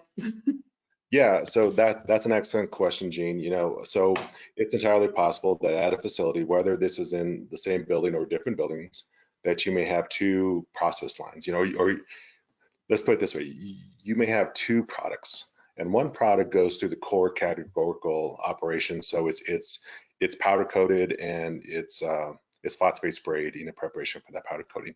Another product line may just go through machining, which is an ancillary. You know, so it's entirely possible that you may have operations that don't cross over from machining over to metal finishing. So you know, you really need to characterize that facility to determine what are the unit operations before that process. So for the case of phosphating, what occurs before that process, what occurs after that process. I agree with you, Gene. It's entirely possible that you may have some ancillary operations that are not subject to core because they're totally independent. So the key is that ancillary operation independent of the core? And if it's independent, then it's not subject to it. Any products that run through it are not subject to it. If it's not independent and part of that overall manufacturing operation, then it is subject to the rule. If we're talking about metal finishing. Thanks, Al and Nicole. I have on my list of questions like 7 or 8 more. I may end up having to send these questions to you, Nicole, for you to talk about with the folks that are online. But one question is, what is a non-significant regulated industrial user as compared to a non-significant categorical industrial user? Okay, so good question. The difference is one of them, the non-significant categorical industrial user, is performing a process that is regulated under one of the 40 CFR parts, categorical parts. The other, the non-significant regulated industrial user, is not performing a categorical process and is not an SIU. Just to revisit the non-categorical, or just to revisit the non-significant categorical industrial user, they are discharging less than 100 gallons per day of categorical wastewater. Okay, they're very, very tiny, and they have to, there's the bullets that I put on the slide. I don't know if you can still see my slides. I can go back. Clayton, can you all see we my can. screen? Your screen is still being shared. Yes. Okay. So here, I kind of went through that one quickly, but all the bullets that are listed here are in that citation, and they must meet this. So they must discharge less than 100 gallons per day of categorical processed wastewater. They must consistently comply with pretreatment standards, and I want to say that it's on the order of at least 2 years that they must never have a violation. And they must turn in an annual certification statement to say, hey, and all the supporting documentation that goes with that certification statement to say, hey, here's our flows. We are not discharging untreated concentrated wastewater, et cetera. And then, yeah, so that covers that one. That's the difference between, and the non-significant here, they're not a CIU or an SIU. So they're not doing a categorical process, and they don't qualify under those conditions of being an SIU. Thank you. I'm gonna stop the questions right now. Andrea and I will sort through these, and we're gonna link up some of you folks with Nicole so that she can go back through these and answer them, or get help from people like Al or Jan Pickerel, somebody like that. But we need to keep moving, and I apologize if you hear a big roar in the background. My neighbor, it sounds like he's chipping up tree stumps or something, even though I got my windows closed. So I'm going to turn this over to you, Andrea, for you to switch. I think we take a really short break before Cynthia gets on. So I'll turn it over to you, Andrea. Yeah, great. Thank you. I'm going to share my screen, and everyone, you are willing to take a break, a short break, refill your coffee, or head to the bathroom.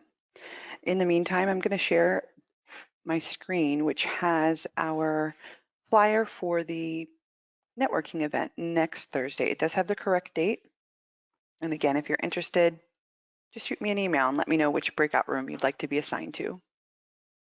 We will meet back up in, I think, well, we promised a 5-minute break. So at 10:15, we will welcome Cynthia.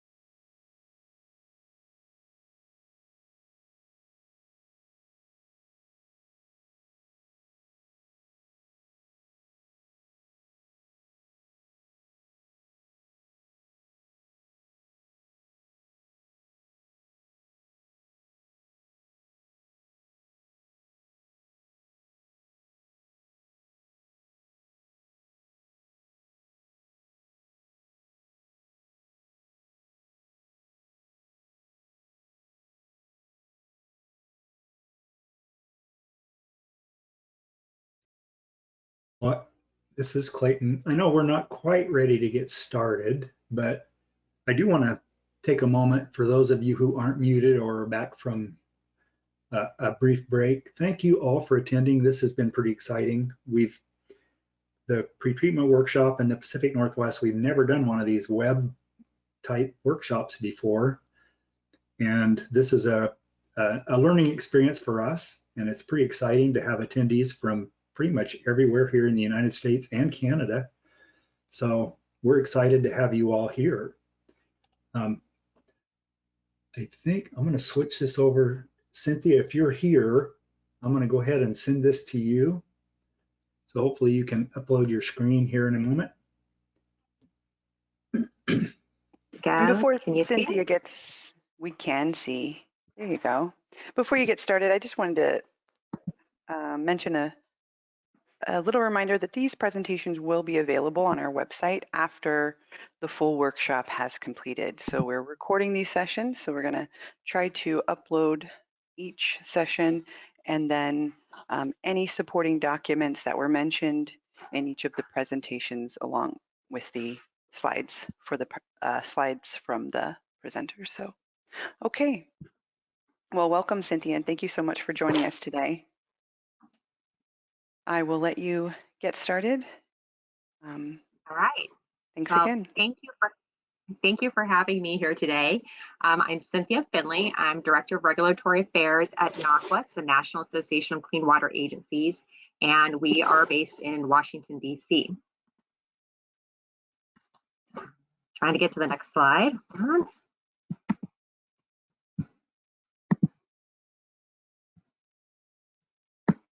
There we go. Okay. If you haven't heard of NACWA before, I'll tell you just a little bit about us. We are an advocacy association for public wastewater and stormwater utilities. We have members all over the country. We represent over 300 public utilities of all sizes.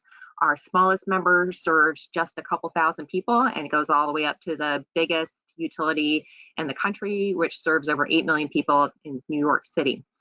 We are in 49 of the 50 states. We are still holding out for North Dakota, but we're happy to have members in all the other states. We work on legislative, regulatory, and legal advocacy, and a lot of other things that don't fit neatly into those three buckets too. So we cover really all the types of issues that we can advocate for on behalf of our members. We do have a lot of members in the Pacific Northwest. So here you can just see a list of our members in Washington, Oregon, and Idaho. I work on a lot of different issues for NACWA, mostly in the regulatory area. I deal with pretreatment, wet weather, collection systems, air quality, security emergency preparedness, emerging contaminants, and wipes, a lot of wipes. And of all of these issues that I deal with, pretreatment is absolutely my favorite. Don't tell that to anybody outside of pretreatment, but pretreatment and then wipes sort of in conjunction with that are definitely the most fun issues that I work on. And of all the people that I deal with all over the country, which is an aspect of my job that I really enjoy, is getting to meet people all over the place. But pretreatment people are my favorite. I love seeing everybody at our annual NACWA pretreatment workshop, which is held in May, which unfortunately had to be canceled this year. I hope that it'll go on next May, but we're still not sure about that. We might be looking at 2022 before we can actually get together again. But I appreciate being able to talk to you all today and hope to see people in person soon. I also think that pretreatment is one of the most successful aspects of the Clean Water Act program. But it doesn't always get the recognition that it deserves. You hear the phrase, the squeaky wheel gets the grease, but when something runs smoothly and reliability, you just don't have to think about it much or give it too much attention. And sort of like the car you drive. Back in college, I drove a Sterling, which is an English car that you've probably never heard of before for good reason. It was really bad, breaking down all the time. I had to spend a lot of time and money getting it worked on, and it was just really a pain. But it got my attention for sure. And now I drive a 2007 Honda Odyssey that I've had for 10 years. It's old. It doesn't really look great on the inside or outside, but it runs just fine. It needs little repairs every now and then, but most of the time I don't have to think about it, don't have to give it a lot of attention. And it's sort of the same for pretreatment programs or any other program that's running smoothly. If it's going well and doing its job, you just don't have to think about it that much. So today, my presentation is going to be a little bit different than the other ones. All the other speakers have covered really great technical information, have a lot of experience with implementing pretreatment programs. My job's a little different, and today I'd like to give maybe just kind of a little pep talk. We're getting the end of this really strange year of 2020, and I'd like to tell you all how great you are and maybe what you can do to help yourself be even greater.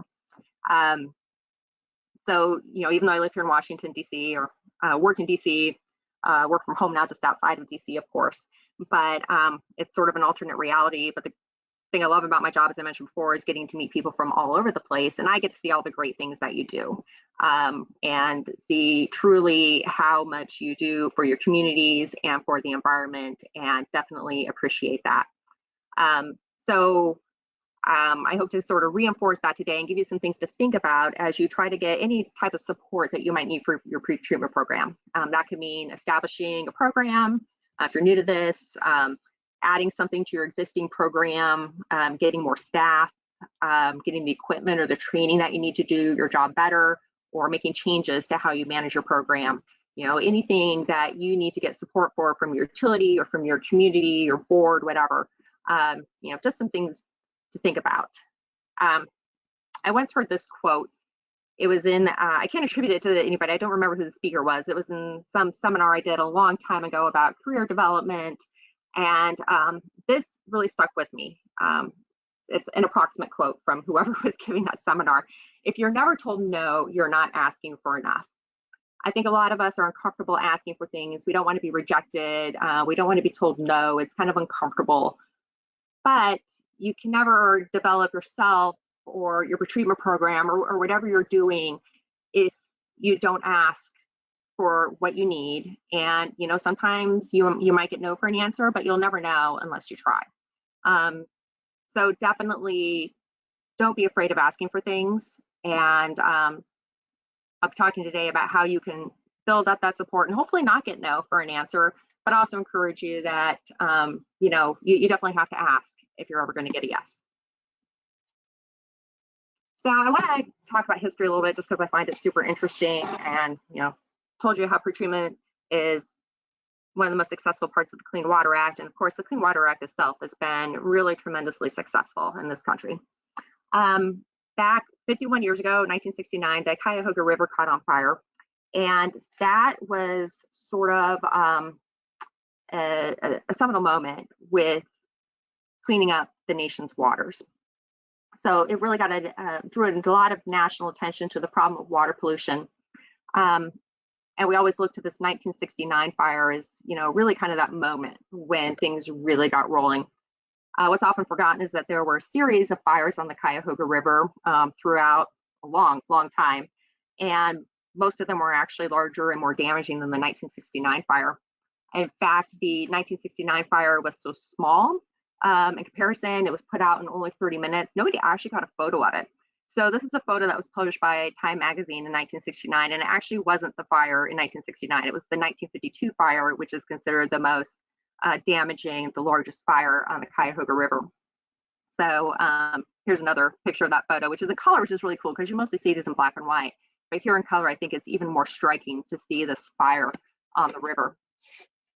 The story was published in Time magazine in the same issue that Time covered Neil Armstrong and Buzz Aldrin landing on the moon the previous week.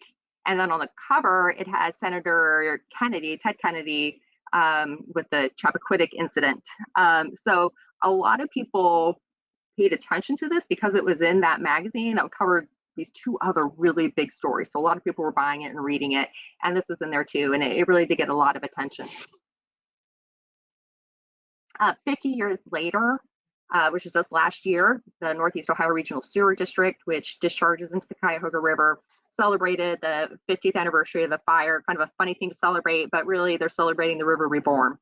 And NEORSD looks at the fish in the river every year. In 1969, there were only 2 species of fish that could be found in the Cuyahoga River. 2019, there were 71 species. So that is a pretty remarkable comeback. It's something I think is really, really fantastic. You'd never dream of seeing that river on fire now, and would certainly be considered unacceptable. So the federal government took action on clean water many times throughout our nation's history. We're celebrating a lot of 50-year anniversaries right now. EPA was founded in 1970 through an executive order. It was actually the same year that NACWA was founded as AMSA, the American Metropolitan Sewerage Agency. We changed our name back in 2005 to NACWA. So we have the 50th anniversary of the Clean Water Act will be coming up in another 2 years. So all of this is really, we're paying a lot of attention to it again, the roots of where this attention on clean water came from.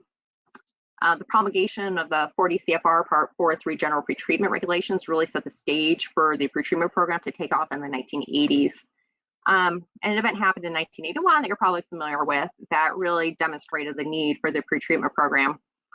So it was the explosions in the Louisville, Kentucky sewer system that were caused by hexane vapors igniting when a car sparked and caused the ignition of the vapors that were in the sewer system. It was from the hexane being illegally discharged from Ralston Purina soybean processing plant. It had been discharging into the sewers in Louisville since at least 1900, and of course, it had this disastrous result in 1981. So the repairs to the sewer system and streets took 2 years to do. Fortunately, nobody died in this. 4 people were injured, including the 2 women nurses who were in the car that sparked the explosion. It happened at 5:15 in the morning, so that was really fortunate because if you can imagine, a couple other pictures, sewer lines running under the streets and this giant explosion. This would have been really very tragic if it had happened in rush hour instead of at such an early hour in the morning when not many people were out and about. So that's a really dramatic example of what can go wrong when things are discharged into the sewer system. And I'll pause for a second, apologize. I am working from home now. My 4 kids, my husband are all home along with some cats and dogs. So if you hear any noise in the background, I'll just apologize in advance that it's one of them most likely. So hopefully that won't happen often. I just got distracted by some noise though. So you've probably seen this diagram before because it really illustrates clearly what the pretreatment program does and why it's so important. Stephanie mentioned her presentation on Monday about going back to the basics of the pretreatment program. When you're looking at somebody discharging, you definitely want to prevent the pass-through and interference, waste passing through the treatment plant or interfering with the treatment process. We also want to protect workers, protect the infrastructure from damage, explosion, or corrosion. And then also biosolids, something you can't forget about. You definitely don't want excess pollutants coming into the treatment plant and then being transferred into the biosolids. Remove from the water, great, but it's going to end up in the biosolids then, and you do have to manage your biosolids somehow, whether it's incineration or land application, landfilling, whatever you're doing, you definitely don't want that excess contaminants in the biosolids. So the pretreatment program does all those things, and it does it really, really well. The pretreatment program, like I said, I think it's one of the most successful parts of the Clean Water Act. Quote here from the introduction to the National Pretreatment Program, which EPA put out. Al showed earlier, the website where that comes from, and I have it down here on the slide too. It's a really useful document. It just has all the basics of the program in there, and I reference it a lot. But this report notes that for both direct and indirect dischargers, based on estimates of pollutant reductions from each separate effluent guideline, EPA has estimated that the regulations cumulatively have prevented the discharge of over 700 billion pounds of toxic pollutants annually. So 700 billion pounds a year is a huge number. That's for all the effluent guidelines for both direct and indirect dischargers. So that's not just pretreatment programs. That's the whole, MPDES permit. Using those effluent guidelines for both the direct discharging industries and industries that discharge to POTWs. But it's a tremendous number, and definitely a huge part of that is from pretreatment programs. So definitely something to be proud of and to make note of.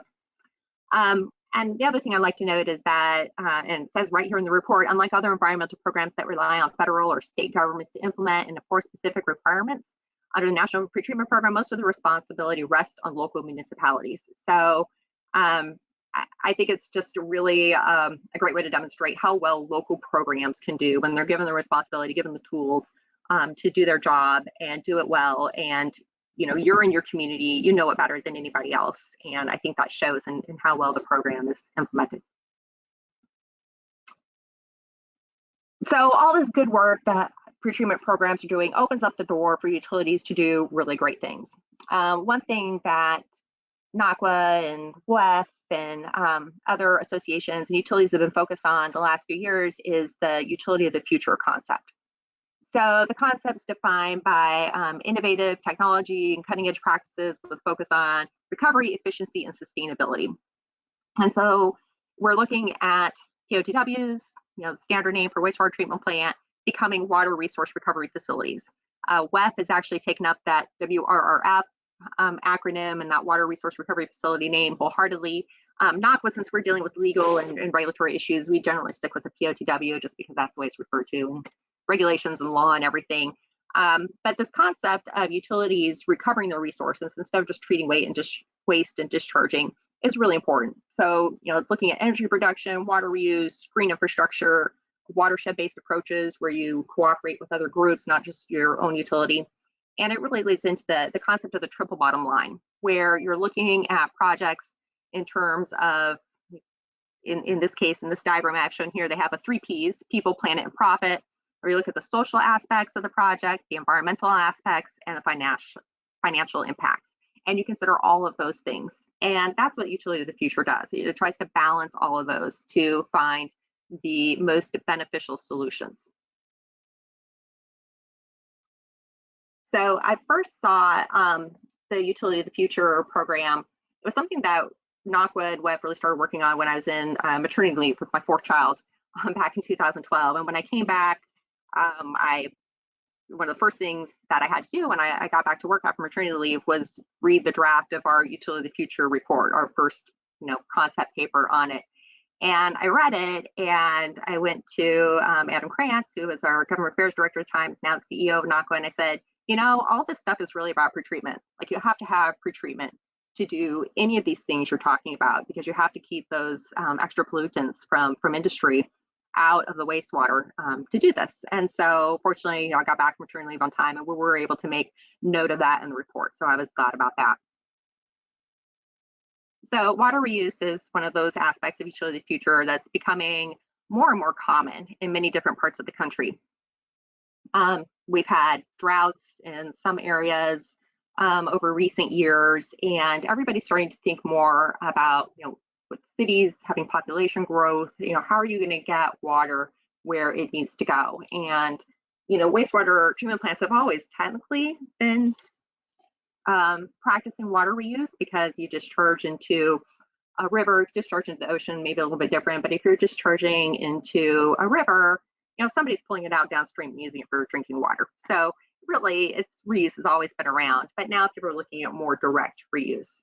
I just put a couple of examples up here of, good things people are doing with water reuse. Example of, Idaho and plenty of other agricultural places do it as well, use recycled water. Orange County does aquifer injection, which is then pulled out for drinking water.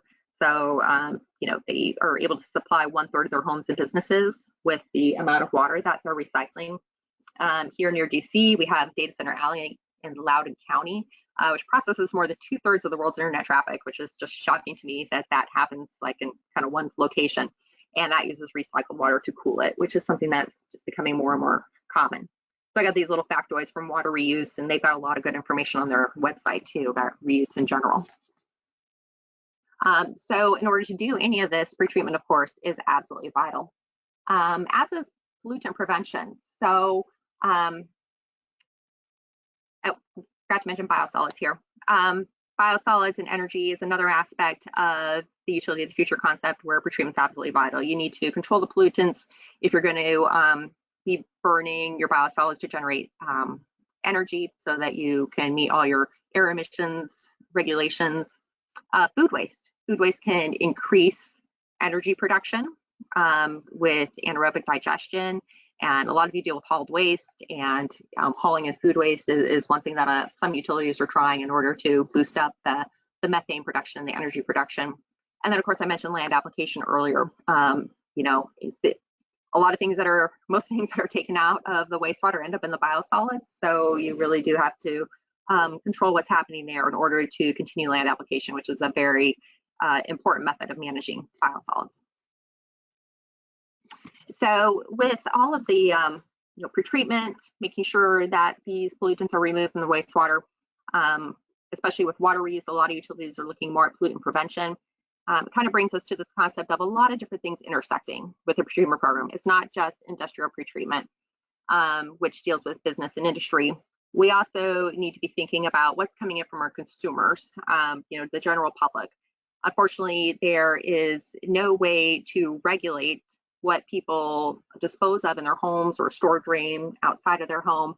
So we have these two things that we have to do: regulation, which is what you do with your standard pretreatment program, and then education of the general public.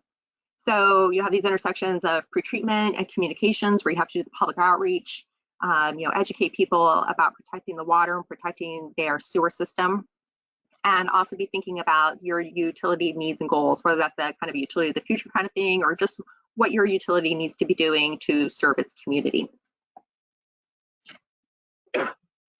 So one of those things where you kind of have these different areas intersecting is with fog.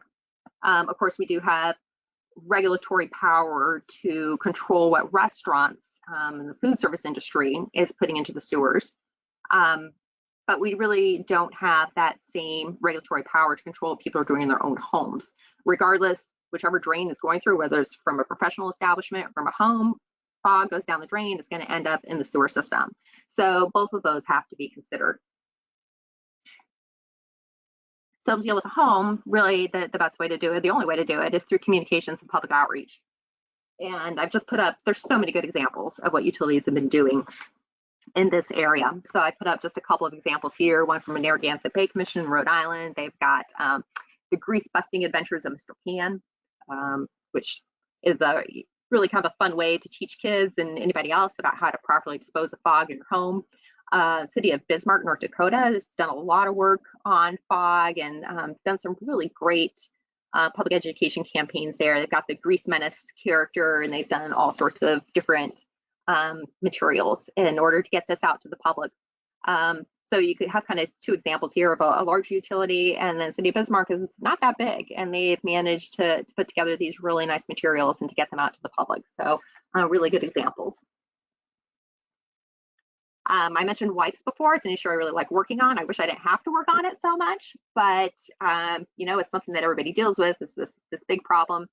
Again, there are some ways you can use your pretreatment power to control discharge of wipes when you're looking at nursing homes and hospitals, institutional settings where wipes might be flushed down the toilet instead of put in the trash. But then, of course, we have what people do in their own homes, and we have all these messages from the wipes industry saying, yes, you can flush our wipes when they're called flushable, even though we know that they really do not disperse in the sewer system very well and can cause clogs. We have other products that are calling themselves flushable now too. The Flush Puppies, or a dog poop scooping bag that claims to be flushable, and it really should not be called flushable. Cat litter that calls itself flushable, which is just a bad idea for so many reasons. So again, whether it comes from some type of establishment, nursing home that you can, have sort of use your power as a utility, we've got what people are doing in their own homes, which is really going to take communications and public outreach again. So again, a couple of examples. There are just tons of them out there. Most of you probably have some type of public education that you're doing on this and have other great examples. The message that the wastewater sector is kind of adopted is to only flush the 3 Ps: pee, poop, and toilet paper.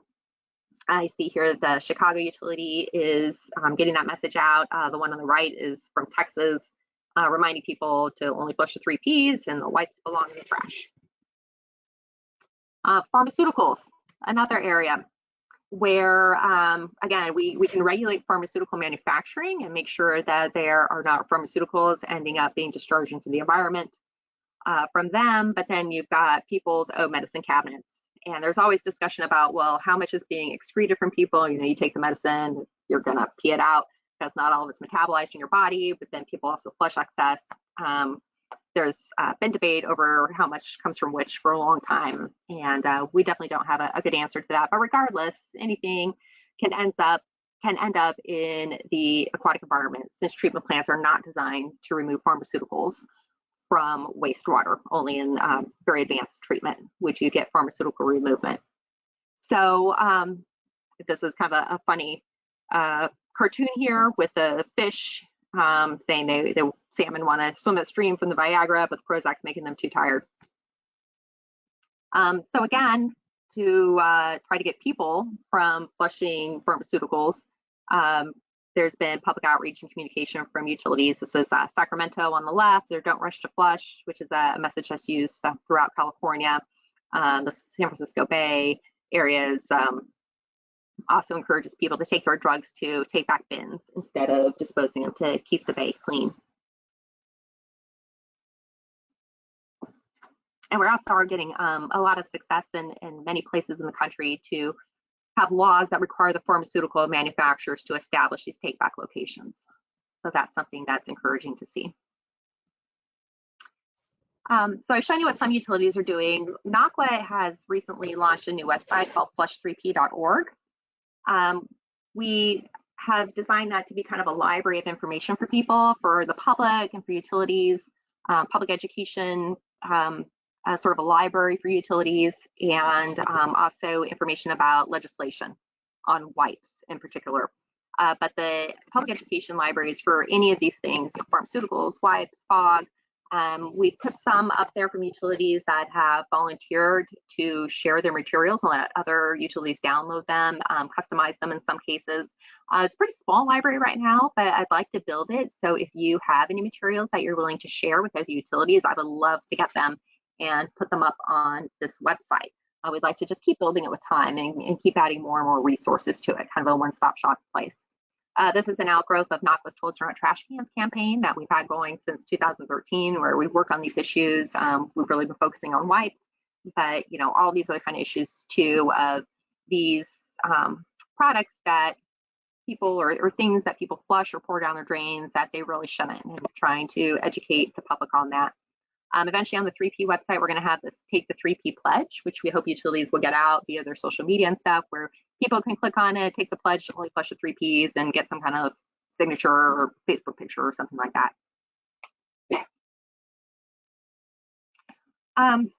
I showed you the one cartoon of the pharmaceuticals with fish. There's a ton of these out there. It's just, the good thing about our work is there's a lot of room for jokes. There's a lot of room for humor with it, which is really great, because otherwise, it wouldn't be so much fun working with pee and poop all the time, but at least we can joke about it. We can have fun with it.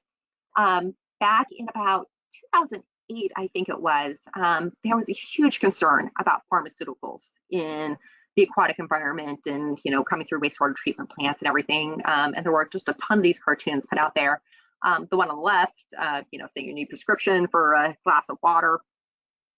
This one on the right, to me, is kind of funny now.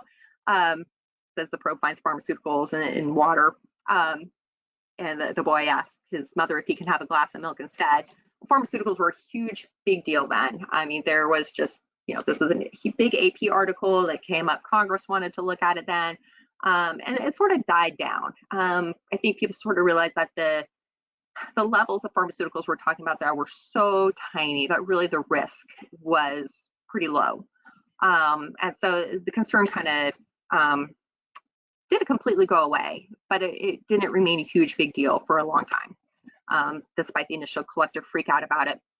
But now we have a new collective freak out about PFAS. I'm sure you've heard of PFAS, know all about it, but that cartoon I just showed you with the pharmaceuticals and the boy asking for the milk is kind of funny to me, because now we're concerned about PFAS in milk. This is a story from Maine, where a dairy farmer had been putting different sludges on his fields for years and years and years. Only a small portion came from wastewater treatment plant. Most of them came from more industrial type sources, which is probably why they have such high PFAS concentration. But he can't sell the milk from his cows now, which is pretty sad. And you see these stories of farmers and being affected by these chemicals, and it really is difficult to see, and you don't want anybody affected like this. And stories really do get people's attention. Another story here, in this case, the farmer's blaming municipal sludge, which again, is probably quite debatable where the sources of the PFAS are actually coming from. There's stories New Mexico as well, a large dairy there that was affected by PFAS. And I suspect that as we look more and more into the PFAS problem, that this is going to become, more and more places are going to have this type of result. This is an article from the Wisconsin State Journal in Milwaukee, talking about how sewage treatment plants spread PFAS across the landscape, which is not a great message for POTWs, unfortunately. Again, looking into it more, we are not the producers of PFAS. We are taking it in from other places, and unfortunately passes through the treatment plant. This is a study from Grand Rapids, Michigan, into their PFAS sources. But my point here is that when one of these big news issues comes up, and there's sort of this, what I call the collective freak out about it, pretreatment programs really help utilities be prepared for this, or they have the tools so that they can take action and respond to whatever the concern is. So in this case, in Michigan, all the utilities had to do these investigations looking at their industries and where the PFAS was coming from, but they could do that because they had pretreatment programs in place and they knew how to do that and they knew their industries. And that is a tremendous benefit of a pretreatment program, and something that should not be overlooked, that you do help your utility be prepared for these type of issues that come up. Whenever there's something that affects your treatment plant or something strange turns up in the collection system or whatever, you have the tools, you have the resources, you have the know-how for how to investigate that, how to find what the problem is, and then how to fix it. So that's something to keep in mind, that you're really great at that, and it's a huge benefit to the utility. Just want to make a note again too about PFAS, that a lot of it comes from domestic sources. So again, we have this issue of, yes, industries, right now we're not regulating for PFAS. There's so many questions about it, testing methods, what levels, all that kind of stuff. But eventually there could be effluent guidelines for different industries for PFAS, but we still have this issue of domestic sources too. So what are we going to do about that?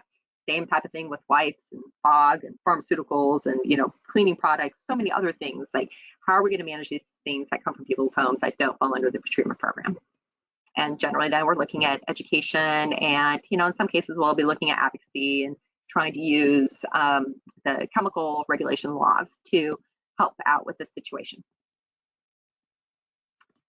So now I'd like to get back, to talk about all these issues that I really find so fascinating, so interesting, back to how you can use all these sort of ideas to support your pretreatment program.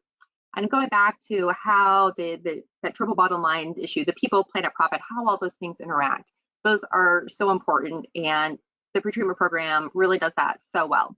So pretreatment links the utility with your community, both from that pure regulatory side of business and industry, and then from that sort of softer side with the public, where your program or maybe the communications department of your utility is providing that outreach, that public education about how to take care of your water resources and your sewer system. Benefits of this is that you raise awareness of infrastructure, both with the businesses and with the public. It's a lot of out of sight, out of mind for sewer systems, of course. Most people flush the toilet, take a shower, pour things down the drain without ever thinking of where it goes for. I'm sure it's the same with many businesses too. They're just, expect that service to be there. Don't think about what goes into it. Hopefully you can get some community support for your rates, business support for the rates they have to pay to use your system. That's probably dreaming a little bit. Nobody ever wants to see rates raised, everybody wants it lower. But at least from like board of directors and things like that, if they are aware of the good work that's going on, aware of the needs, how it benefits the community, there can be more support for getting those resources that you need. It's important to remember that pretreatment provides economic benefits for the utility and the community. Of course, you're preventing bad things from happening to the infrastructure, to the treatment plant, collection system. We don't want any of the Louisville explosions coming up, so you prevent things like that. You're automatically saving the utility money. And you allow businesses and industry to keep operating in your community. Without your services, they couldn't operate, and that could have tremendous economic consequences for the community. And as I was talking about with PFAS and pharmaceuticals a long time ago, Pretreatment allows the utility to be prepared for the next big thing that comes up. You know, what's going to be the next thing that comes along that we realize is in the environment or being discharged into the water that causes great concern. And you allow your utility to respond to these unexpected events. I wanted to find one picture I wasn't able to find. Is from a presentation that was done many years ago at a NACWA pretreatment workshop, where there was a foaming incident at the utility. You know, something had been discharged into the sewer system that caused just giant mounds of foam, and it's just such a great visual.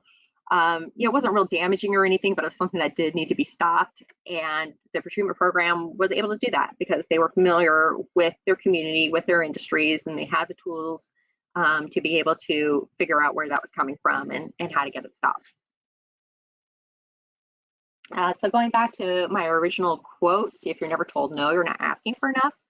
I'm not a communications expert by any means. I hate being told no too, so I don't often ask for things unless I really, really need to. But a few thoughts here. If you do need to ask for something, definitely research your request. You know, if you've gone to training, or maybe you need training, maybe that's something you need to ask for. But if you've gone to training, you've gone to conferences, I think it's always great when you can pull something from those and take it back to whoever you need to ask, and you say, hey, I learned about this. Is this something that, or I think this is something that we should be able to do, and, you know, really show the value of your utility supporting you with training and conferences.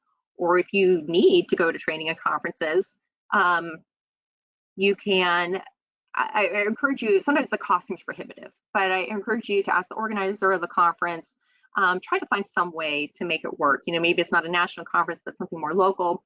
But definitely try to get to them. This is a picture from one of our NACWA workshops, and I just love seeing all the networking that goes on there. That peer-to-peer interaction at the conferences is so helpful for helping you get ideas and getting examples of how things work at other places that you can take back to your utility. And Nikki mentioned the pretreatment coordinators group. I still call it the Yahoo group, even though it's not on Yahoo anymore, but definitely a fantastic resource where you don't have to go anywhere. You can access basically the entire pretreatment community of the country and ask your questions. And also utilities in your local area. If you're a NACWA member, we have our pretreatment committee. You can talk to those people too. But definitely examples of what your utilities are doing that you can take back and you know, compile all that information you need for your request. Working with others is always great. If there's other people that you can work with at your utility to try to make changes. If you have communications people within your utility, they're really good at this kind of stuff. This is something that NACWA's been focusing on in recent years, is this communications aspect of utilities. We've started a communications conference in the last couple of years. And these people are so great at what they do. And getting them on your side, I think, is really important, especially because you are, as I mentioned before, that link to the community, to the public and to the businesses, and anything you can do to improve your communications with them is great, but then also communications within your own utility to get that support for your program and get whatever you need. I want to mention award programs. NACWA has award programs, WEF has them, a lot of the regional associations have them. Apply for awards, get the recognition you deserve. It's easy to say that, nah, you know, I'm not good enough, I never get an award, but do it. We just had a NACWA awards ceremony last week, virtually, of course, but they always, I know it sounds so cheesy, but really just, I feel so proud for the utilities when I see their pictures and hear about what they're doing. And I encourage you to get that recognition for your program. You know, it's great to get it from whatever organization or association is giving it out. It's great to have your own utility see that happening, for your community to see it happening. So I encourage you to take advantage of those programs. And also think conversely, I know some utilities and their pretreatment programs give awards to businesses in the community who are doing a great job. So awards are good for you, they're also good for other people, and that could be another way to really help those community relationships. And then finally, don't give up. If you are told no, which is just fine, you know, maybe the answer is not no, maybe it's just not now. No, we don't have the budget this year for you to go to a conference, and think about, well, could we do that in the future? You know, when could we do it, even though we can't do it right now? So that's the message I wanted to leave you with. And here is my contact information. And I am always happy to talk with people.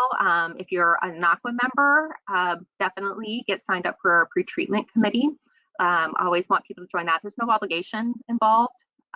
It's just signing up and then you're on the list and you get communications and you have the ability to talk with other people. Just in case the national pre-treatment coordinators group seems a little bit big and you want something a little smaller to ask questions in, that can happen through our pre-treatment committee. But of course, the national list that Jean runs is so fantastic for being able to reach everybody too. But I think that's it. Thanks, Cynthia.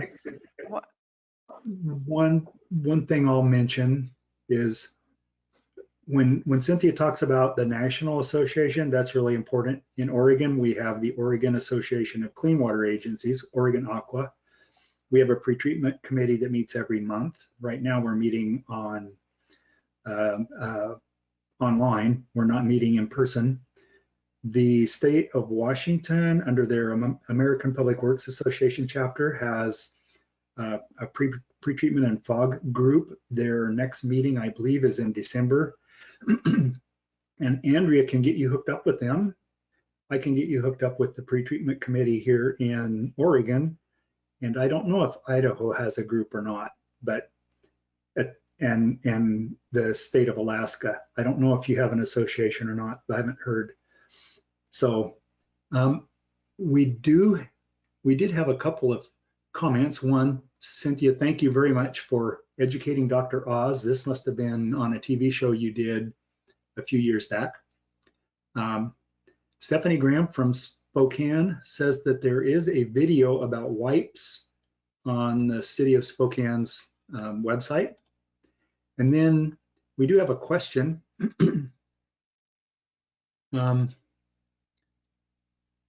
This is on the PFAS issue, I believe. How were some of the significant industries found to be a significant source? Is it based on concentration? What were the testing methods for PFAS in the wastewater? Maybe you can answer that, Cynthia, while we have Andrea grab us a couple of polling slides.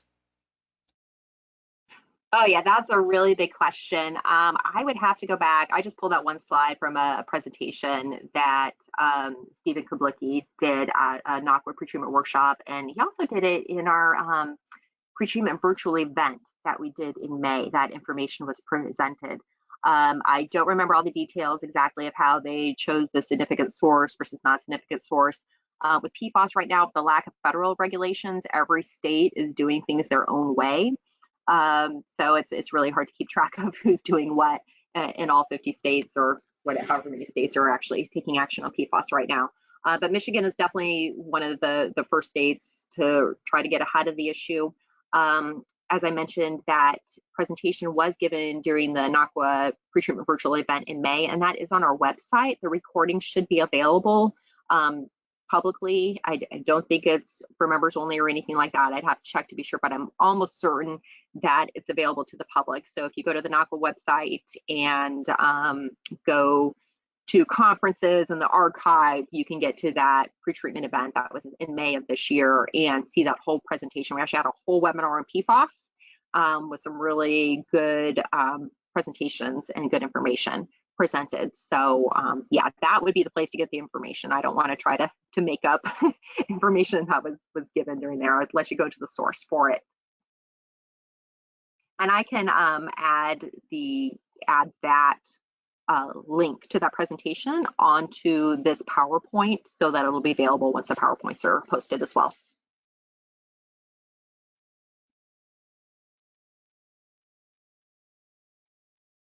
Thank you. I'm going to leave this in Andrea's hands now because once again, my neighbor's stump grinder is in effect. So it makes it noisy in here. Thank you, Clayton. Thank you, Cynthia, very much for joining us today. It's a phenomenal presentation. As you folks can see, we do have our second quick poll pulled up. So again, if you don't see the polls, if you're having issues, just let us know and we'll work through that. Next, we have Frank Dick with the City of Vancouver joining us today. I'm going to go ahead and hide the poll and we'll get Frank set up. Let's see.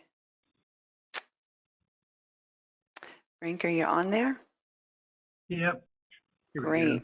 Welcome. I'm a little technically unsavvy, so give me a second. Sure, of course. There you go. We see your PowerPoint. We see your screen. Woohoo. There we go. Need to do a switch here. Okay. Thanks again, Frank. All right, should we get started? I think so, yeah. We've got the poll For the last closed. hour of the day. I'm going to be talking about hazardous waste and how it intersects with our pretreatment program. So most of my talk will be more on the first bullet here on what is a hazardous waste, and then going through hazardous waste classifications and designations. And then I'll talk about the intersection with our pretreatment programs. So just a little bit about me before we get started. I'm a wastewater engineering supervisor with the city of Vancouver. The Vancouver located in Southwest Washington. It seems like we need to make the clarification from Vancouver, Canada. I've been with the city for 17 years, and previous to that, worked in environmental and facilities roles at a couple of semiconductor manufacturing facilities. My education background is chemical engineering, graduating from Washington State University. And then finally, some of you may recognize me as a wipes guy along with Cynthia. Both her and I have engaged with the wipes industries for about 10 years now in dealing with the issue of flushing that stuff. Also, Cynthia mentioned the NACWA pretreatment and pollution prevention committee. I just happen to be the chair of that committee for NACWA, so I would like to add and give more plug to get people to engage with that. Probably contacting Cynthia, but feel free to contact me as well. So I'll talk about what is hazardous waste in slides to come, but I first want to bring up other regulatory programs affecting our industrial pretreatment programs. The federal pretreatment regulations includes a requirement for industrial users to notify our programs as well as other agencies if they are discharging hazardous waste to the sewer or our POTWs. Therefore, this requirement intersects with the federal RCRA, which stands for the Resource Conservation and Recovery Act, which was enacted by Congress in 1976. And then the correlating state programs that adopt or have more restrictive hazardous waste regulations regarding hazardous waste. So when you interact with industrial users, either by reviewing reports and applications or by inspecting their facilities, keep in mind that the generation, storage, and treatment of hazardous waste are governed by RCRA, and in most states, the state hazardous waste programs. If a hazardous waste is discharged to a POTW, it's then regulated by the Clean Water Act, which includes our pretreatment programs under 40 CFR 403.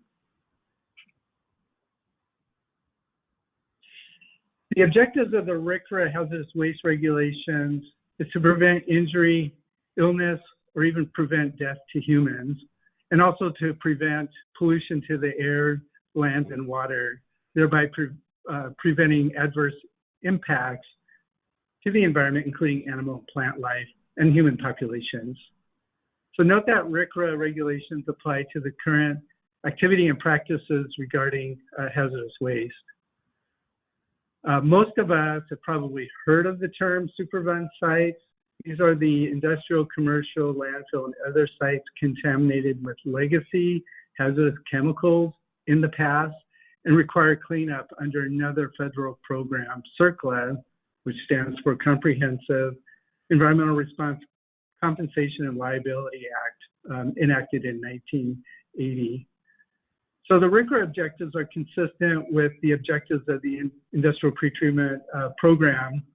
Cynthia showed a graphic earlier in her presentation, and I think we're familiar with these, but I'll read them off. regarding industrial discharges, to not interfere with the operation of our collection systems and wastewater treatment processes, including our activated sludge processes, to not cause pass-through of pollutants, to not interfere with opportunities to increase recycling and reclaim of water and sludges, and then finally to keep safe conditions for our sewer and wastewater workers. I'll talk about the definition of solid waste on the next slide, and it's not as easy as one might think. But once a material is determined to be a solid waste, then the next step is to determine if it's a hazardous waste. So at the very highest level, a solid waste will be hazardous waste if either one, it exhibits a certain hazardous characteristics, and I'll go over those in a few slides, or if it shows up on a list. And getting shown up on reviewing the list gets a little complicated.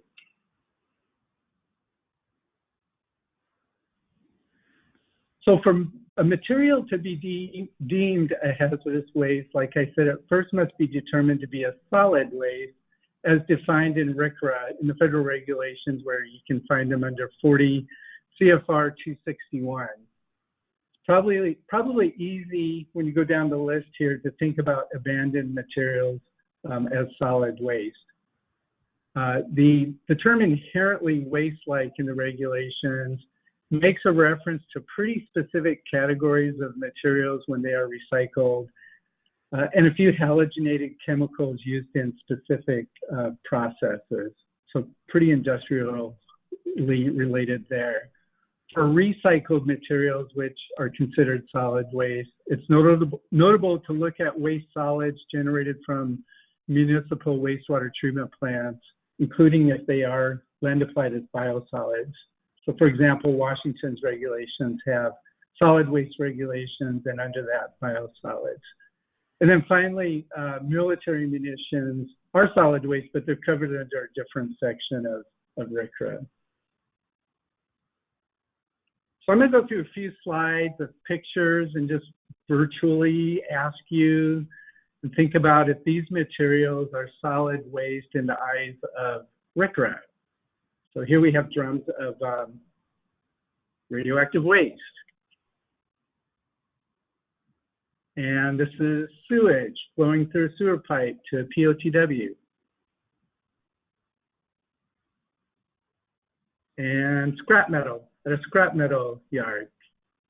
So think about those as I show the exclusions here. So this is a partial list of materials that are not solid waste as defined in RCRA 40 CFR 261. So note that sewage, including sewage mixed with industrial waste that passes through sewer systems to POTW for treatment, is an exclusion to solid waste. And that's pretty important because that's where we come in and regulate that stream. And you can see from other exclusions from the pictures I showed you, the scrap metal and the nuclear waste. There's a lot more to the exclusions and exclusion list under that 40 CFR. So I could spend the rest of the hour going through them, but we should move on. So once a material is determined to be a solid waste, then we can look further to determine if it is a hazardous waste. So earlier I showed a slide that a hazardous waste must either exhibit a hazardous characteristic or be on a list. The third item on this list here is clarifies the mixture of solid waste and listed hazardous waste as hazardous waste. And then the fourth item specifically notes used oil containing greater than 1,000 ppm of halogenated compounds, like chlorinated compounds, are a hazardous waste. Sorry, I was trying to be dramatic in a couple of slides here, but forgive me. So for characteristic hazardous waste, there are four major categories defined in the RCRA regulations, and I'll run through each of them: ignitable, toxic, corrosive, reactive. So ignitable hazardous waste can be a liquid, gas, or even solid, and then other non-liquid materials. We're probably most familiar with liquids, which would exhibit a flash point with the temperature less than 140 degrees. An example might be alcohols that we might run into, ethyl alcohol or isopropyl alcohol. And this is measured by a specific benchtop bomb test where the vapor of the liquid auto-ignites. By the way, RCRA solid waste regulations have their own set of laboratory analytical methods referred to as SW 846, just as the Clean Water Act has their own set of test methods in 40 CFR 136. Discarded cylinders or containers of flammable gases can be hazardous waste, as can oxidizers that stimulate combustion.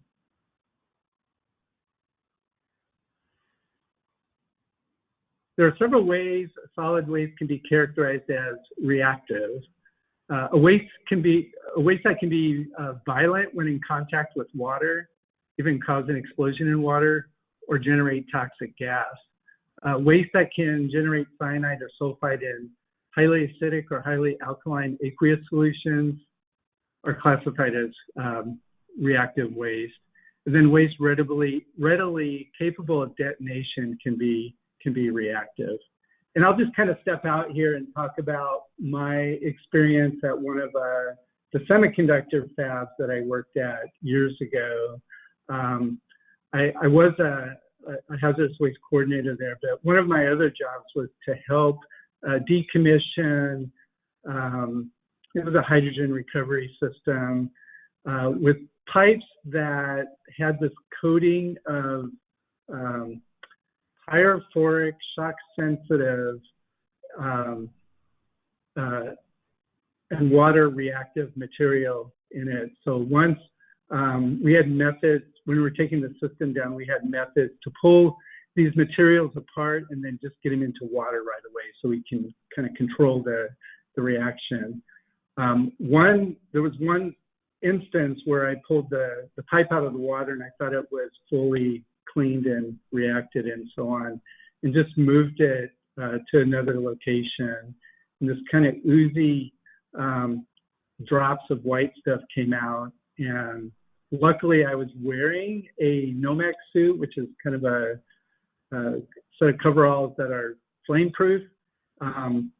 Just little dabs of it got onto that and then just just started flaming a little bit and setting off actually hydrogen chloride gas. So I say that because there really is stuff out there that falls under these classifications. It's a little hard to maybe think about reactive waste in the course of our pretreatment work.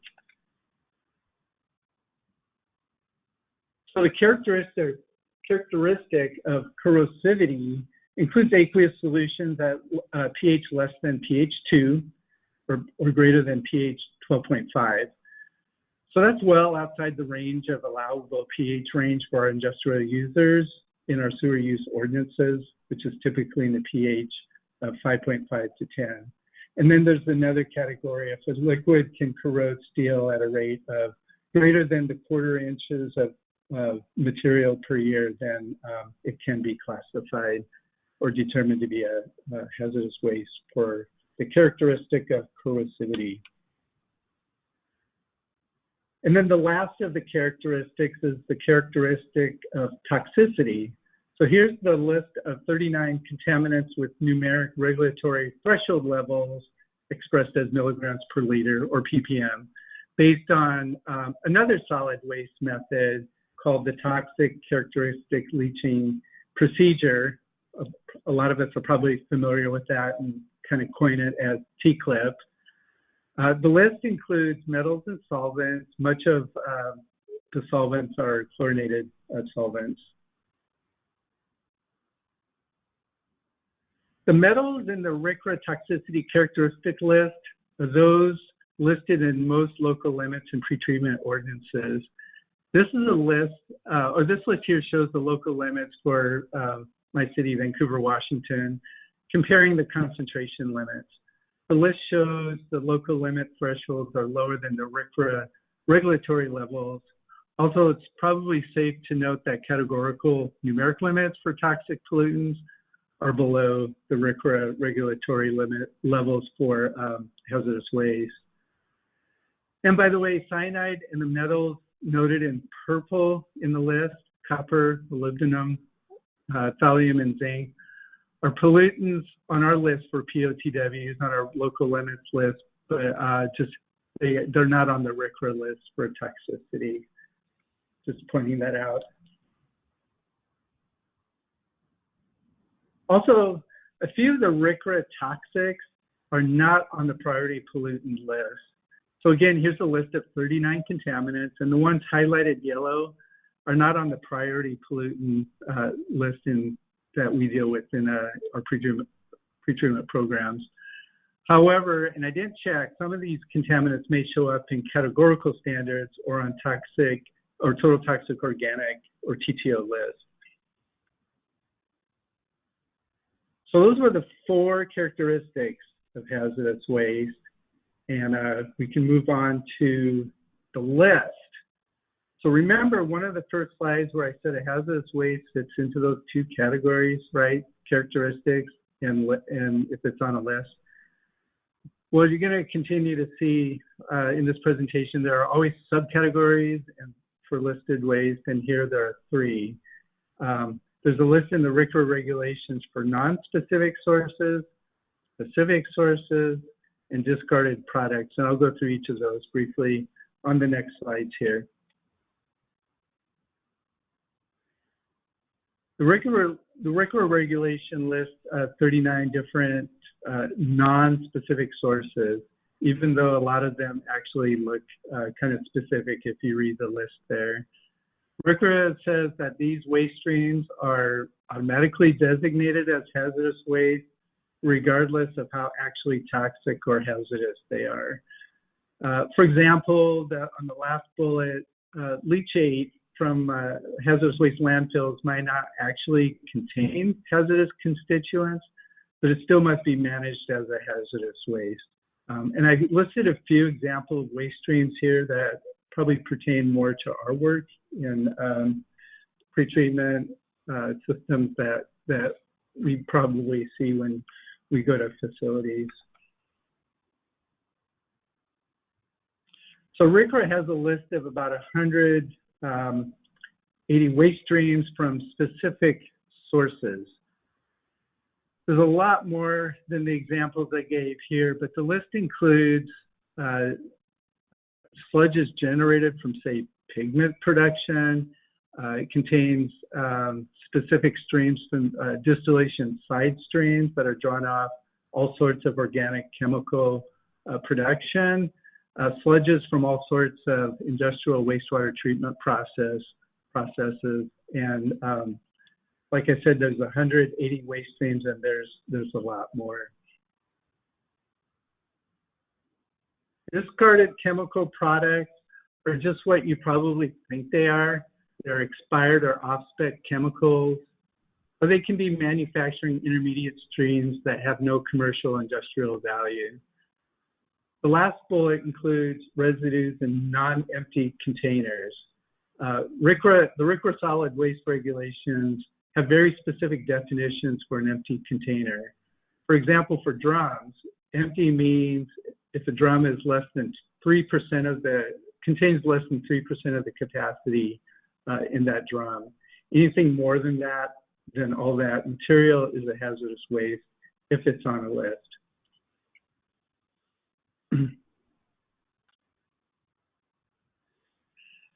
So each of these categories and subcategories have precedence letters followed by specific numbers that make up unique EPA waste numbers. So for example, the designation for D001 is ignitable waste, when you see it labeled on drums. D002 is the designation for corrosive waste. D008, for example, is the designation for toxicity based on lead. D039 is perchloroethylene, and so on. For the second letter, F, in my past work, I've written F002 and F005 a lot on drums for designating spent chlorinated solvents. So much like the acronyms in our work, we used to call these codes FU2 and FU5 for the waste streams that I was dealing with. And as I said before, there are about 180 listed specific sources assigned to the letter K, and there are hundreds under the list for discarded products, which are split up between the codes starting with P and U, and split up based on whether they are acutely hazardous or toxic. So you can find all these lists in 40 CFR 261 or in your published individual state regulations. So as with any regulations, there are caveats, there are exceptions, and there are exclusions. As I discussed previously, there are exclusions from the definition of solid waste. If you recall, domestic sewage and sewer pipes flowing to sewer treatment plant or our POTWs. I talked earlier a little bit about residues in empty containers, the 3% or less rule for drums.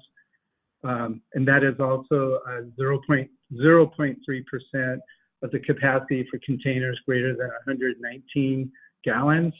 And just as a side note, for DOT, Department of Transportation regulations for transporting hazardous materials, DOT regulates based on the existence of the hazardous in a container, regardless of the quantity of its contents.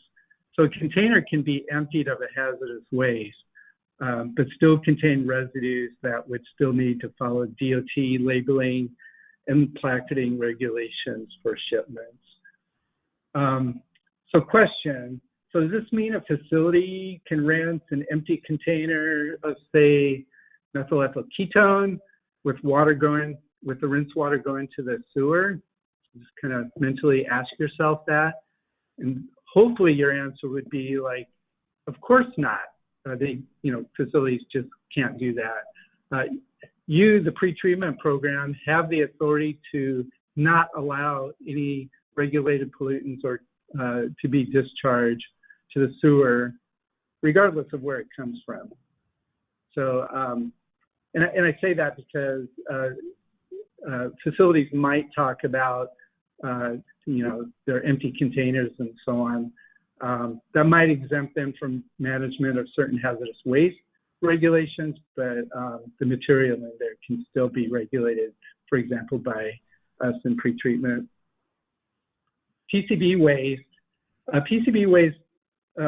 which are commonly found in contaminated oils with concentrations of over 50 ppm PCBs are regulated in EPA's Toxic Substances Control Act regulations, or TSCA, and that program has its own set of management standards. EPA has identified a set of materials that are better managed outside the confines of certain hazardous waste regulations. These universal wastes, like nickel cadmium batteries, lead acid batteries, fluorescent lights containing mercury, are common in all sorts of commercial and industrial facilities. And EPA carved out special management requirements to ensure that they get to treatment or to get to proper treatment or recycling facilities. The last category here, household hazardous waste, are generally not subject to RCRA hazardous waste regulations.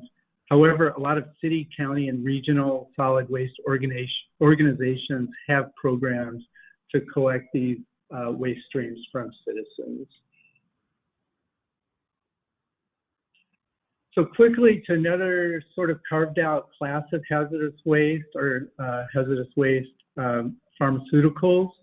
Of all the pharmaceuticals that Cynthia might have alluded to in her previous presentation, EPA does regulate kind of a short list of P-listed discarded materials from healthcare facilities and reverse distributors. And I'll show more comprehensive of the P list of pharmaceuticals. The EPA recently gave special consideration to nicotine listed here and clarified that certain nicotine containing discarded products such as patches, gum, and lozenges do not classify as P-listed waste. However, liquids containing nicotine do. The little vials on the upper left picture are vaping liquids, and if they are discarded by, say, a retailer, they cannot be emptied into the sewer. So the interesting beauty of the hazardous waste pharmaceuticals piece of the regulations is that the regulation explicitly puts a ban on sewer discharge as the means of disposal for these hazardous waste pharmaceuticals. This certainly meets our needs for control, and it additionally clears up conflicting regulations and messages from the Drug Enforcement Agency and the FDA, which sometimes both those agencies had encouraged disposal via the sewer for pharmaceuticals.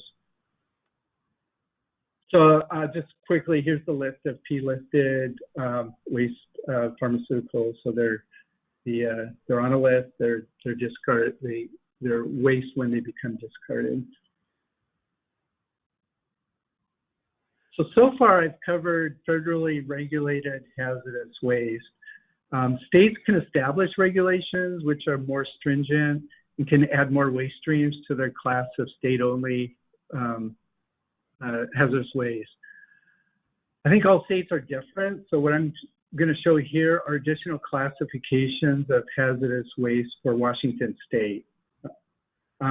If a waste does not meet any of the EPA toxicity characteristics in Washington State, the waste generator must evaluate the waste based on published toxicity data, or the generator may be asked to conduct a bioassay test, much like these kind of tests we do for our treatment plant effluents. Washington State kind of wraps up the universe of halogenated and polycyclic compounds that might not be captured in the federal RCRA regulations. And for those first two classes of state-only generated waste, they have state-specific codes for Washington. If it's a Washington-only toxic waste, it would have a WT followed by either a 01 or a 02.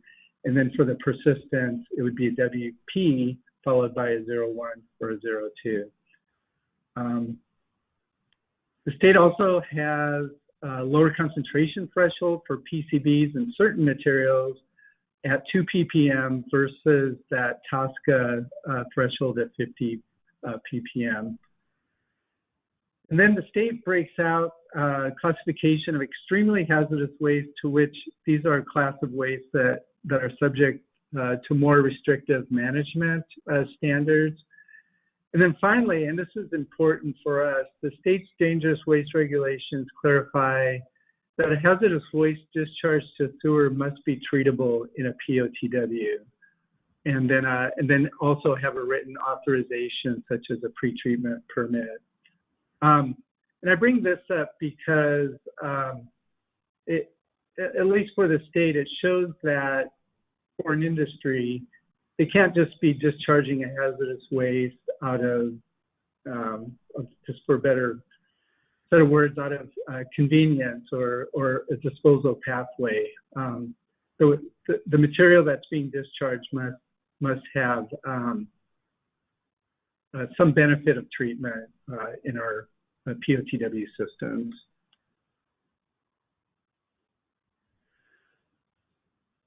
So these are just a few examples of how the domestic sewage exclusion rule would work with us in Washington State.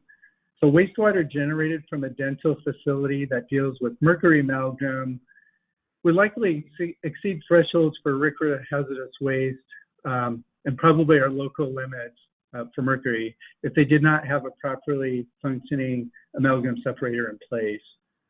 So aside from the requirements of the recent EPA dental rule, a discharge authorization from a pretreatment program could further reinforce BMP requirements and reinforce the requirement to maintain amalgam separators.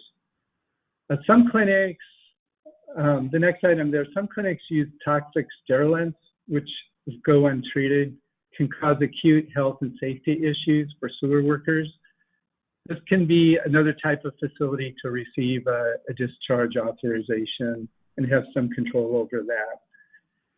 And at least in Vancouver, we have a few medical and commercial laboratories to which we require them to follow their, we call it the laboratory hygiene plan in Washington for safety and materials management. And this is a plan that's required by other state agencies, state health and safety agencies in Washington.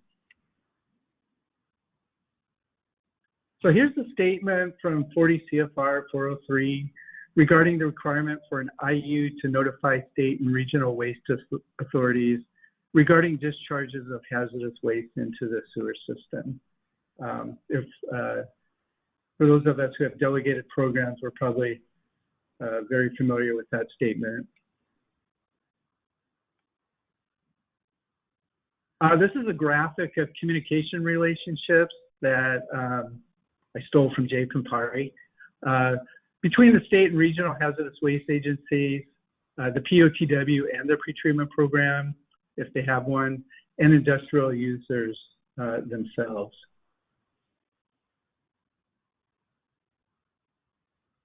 And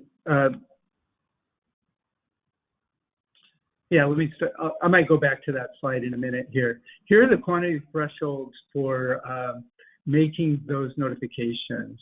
So for any amount of acute hazardous waste, an IU must make them notifications. And for non-acute waste, discharge in quantities greater than 33 pounds per month.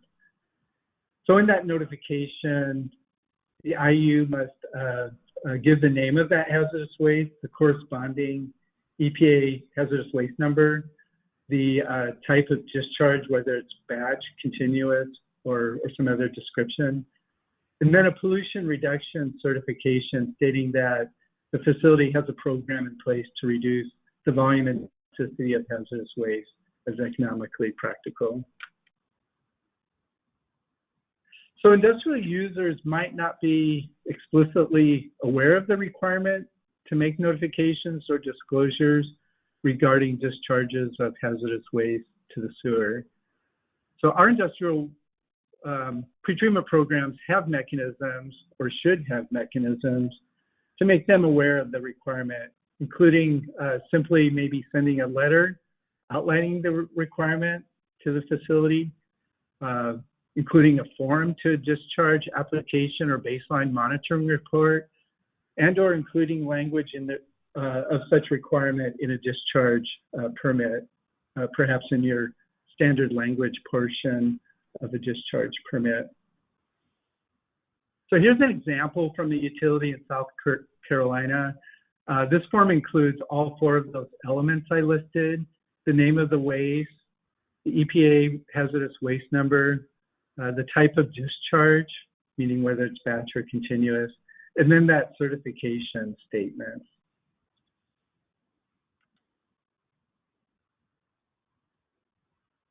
So in the course of our pretreatment programs and duties, we may and will likely intersect with concerns of hazardous waste and industrial user facilities when we're reviewing permit applications and conducting facility inspections. So one of my takeaways from the inspection presentation on Monday by Lisa Licht was to really ask curious questions and here to ask questions about the storage, containment, and movement of hazardous waste. Ask to look at waste storage areas, which may not be near areas you would routinely look at during pretreatment inspections. Asking questions about how the waste are transported around the facility. Look for floor drains or other ways that spilled materials can get to a sewer. Are hazardous waste addressed in the slug discharge control plant that you have oversight over? If the user has an industrial wastewater pretreatment system, ask if the sludges or residues are produced and how they are handled, and ask to look at records showing that they've been transported to offsite facilities. And then finally, having an engaging relationship with the state hazardous waste inspector provides another set of eyes and a perspective on facilities. I'll say we're lucky in Southwest Washington to have an engaging inspector to keep us, well, we keep each other informed on facilities that we visit throughout the year. You know, that person may be visiting facilities off of our radar screen and vice versa. So it's great to have those relationships. And then I also listed maintaining relationships with your local solid waste inspectors, amongst other people who deal with stormwater waste and that sort of thing.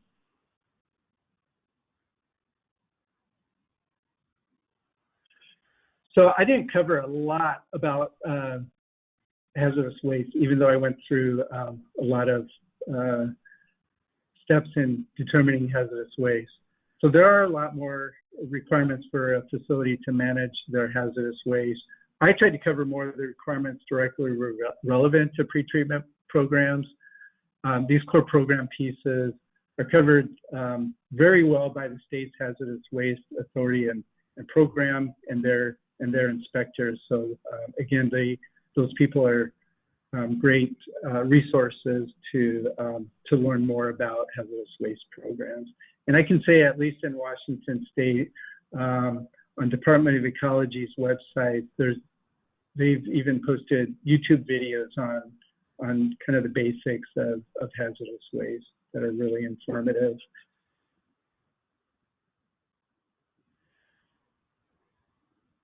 So I just have to give one little last plug for WIPES and the work that we all do in trying to keep them out of the sewer system. And these are just a couple of pictures from in-sewer WIPES work that I and my team at Vancouver have conducted over the years.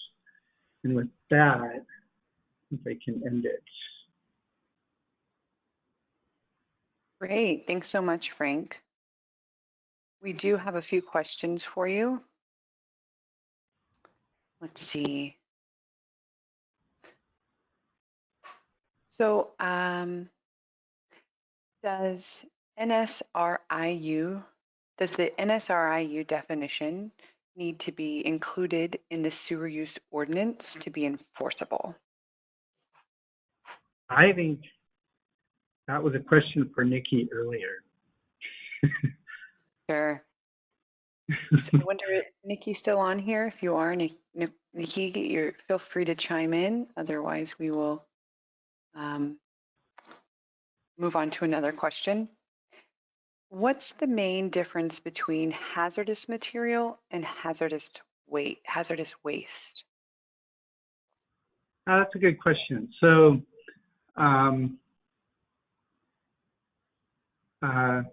I'm just thinking, like, probably most hazardous waste are hazardous materials, but hazardous materials to me is a reference to the universe of materials that can either be products that are, in storage, in use, and then once a material starts to run into the realm of solid waste and going down the definitions of solid waste and hazardous waste can then become a hazardous waste. Yeah. You could have a storage cabinet full of, 1 gallon containers of gasoline or solvents, and, they exhibit some hazardous characteristic, and DOT has similar but different definitions for characteristics, as well as OSHA. Those hazardous materials have to be regulated in certain other ways. But once that material becomes no longer of use and you're going to discard it or use it, and whatever waste product comes off the end of it can then become a hazardous waste. So that's a good question, and probably a whole nother hour of talking. Yeah. We have another question here. Once I notify an industrial user about the requirement to notify me if they dispose of hazardous waste, do I have an obligation to help them designate their potential hazardous waste? No. In fact, I would not take any charge of assisting them in designating their waste. They should refer to, probably most states have them, but their state hazardous waste program contact. And usually those people are extremely helpful in walking people through those kind of designations. I don't know if Al is still on the line, but I don't know if he has anything further to say on that. I'm sure, Frank. Yeah. So the regulations require a notification, and typically programs will do that in the permit application or any follow-up after inspections. But you don't. That's their responsibility to identify, to determine if it meets the volume criteria and the notification of it. Thank you. Good question. Characteristic hazardous waste. So, Frank, we have another question. If hazardous waste limits are lower than local limits, do the pretreatment programs have to go with the lower haz waste limit for their local limits? And maybe this is a Frank and Al question. I don't know.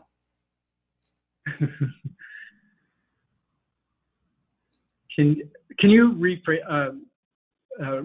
the question? If a hazardous waste limit is lower than a local limit, does the pretreatment program have to go with a lower hazardous waste limit for their local limit? Al can chime in, but I say you go with your local limit. But then, yeah. So yeah, if I can, so your hazardous waste limits are for the RCRA. The local limits are part of the Clean Water Act. So it's entirely possible your local limits are based on some hazardous waste concerns, such as worker health and safety in your collection system, but that's only as a standard. So your local limits is what you apply in a permit.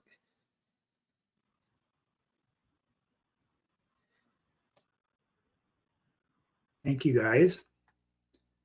Let's see.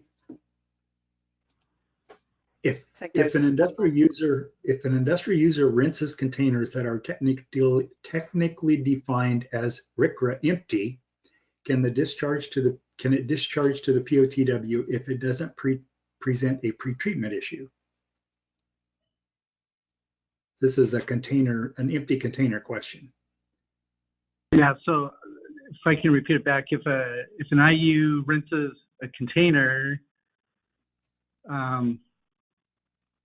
and the material in it is so-called not of concern for the POTW. Oh, and the container had hazardous waste in it, maybe. If it's defined as technically RCRA empty, can the rinse water be discharged to the POTW if it doesn't present treatment issues? Yeah, we have all kinds of stories on it. Yeah, that's a good question, and those kind of activities and waste streams should be evaluated, to me, on a case-by-case basis. So when you're receiving permit applications or doing facility inspections, you want to ask about those kind of activities? Like, are you rinsing empty drums, whether they had contained hazardous waste or not? If it contains any kind of hazardous material, you're going to want to know about that and make a determination of whether that rinsate can indeed go to sewer or not. So I have a story about that. We got a couple of minutes. In Washington County, when I worked there, Intel came to us. They're one of our largest industries, and they wanted to know, they had a list of solvents that they were using in the integrated circuit fab manufacturing process. One of them was dimethyl sulfoxide, or DMSO. And they had small quantities of it that they wanted to discharge. So we did some bench scale testing at the wastewater plant and found out that it was treatable. So we allowed them to begin discharging this waste DMSO to the sewer system. And about a year later, we started to get complaints all up and down the collection system of these horrible odors. Smelled like garlic, smelled like rotten fish chowder, smelled like corn chowder. This was in the collection system. We had dental offices that were getting these fumes into their offices and their dental operatories, and we were getting businesses that were complaining about these smells, residents. And we found out that the DMSO, once it entered the sewer system, reacted with the sewage and off-gassed this horrible smell. It's a odorless liquid all by itself, but as soon as you stick your finger in it, you taste garlic on your tongue. I don't know if any of you have ever experienced contact with DMSO. We ended up having to prohibit the discharge of the material because of the odor complaints we got in the collection system. So it wasn't a problem at the treatment plant, it was actually a problem in the collection system. So that's one instance where we tried and we weren't able to accept the waste. Portland's got more stories to tell about that. We'll let them do it another time. That's a really good example. Are you going to do a poll question? Yeah, I'll go ahead and pull up the polls now. And Trying to deflect questions. We don't have any more on the list for you, Frank, but Okay. But if you can tell more stories, that'd be great. I mean, stories are always fun. Yeah, I have one more slide to pull up. after the poll. Okay. Yeah. Great. Will you go ahead and pull it up, Frank, and as soon as the poll's over, we'll see it when it comes back onto your screen. Okay.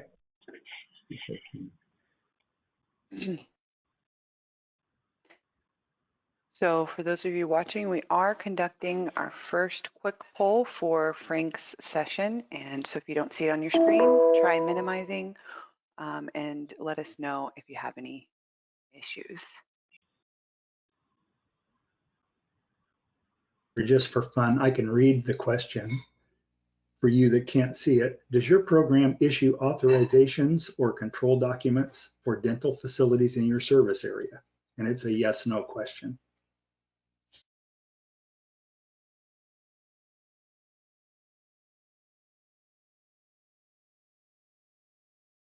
Okay, we're gonna wrap up this poll. Looks like everyone's voted, and I'll share the response. So it's almost 50-50, 60-40 do. I mean, 60% do and 40% do not. All right, we're gonna go ahead and open the second poll. Sorry about that. Frank. There we go. Second poll is up.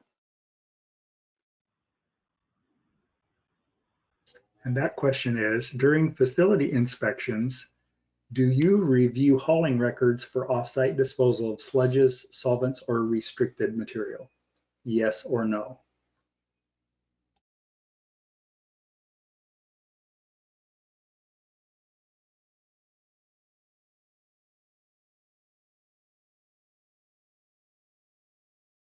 Hey, Frank, this is Al Garcia. When I was a local pretreatment coordinator, we used to absolutely review hauling records, and we required them as part of their self-monitoring reports. I tried to vote on this and I couldn't vote. So put me down as yes. If I could vote twice, I would. Be careful. I know there's probably something federally illegal about it. Well, thanks for chiming in there. Al, it looks like everyone has voted, so I'm going to close and share. Pretty overwhelming, the There you go. response. Yes. Yeah, that's great to see. So I'm going to go ahead and hide the poll, and so Frank, we can see your wear a mask. Okay. So I was going to put this slide at the front of the presentation, but I thought it might have been a bit kind of scolding, and I really don't mean to be, but this particular graphic I picked up from a webinar I was on last week about HVAC systems of all things, and I just thought it illustrated really well about the transmission of not just coronavirus, but viruses in general.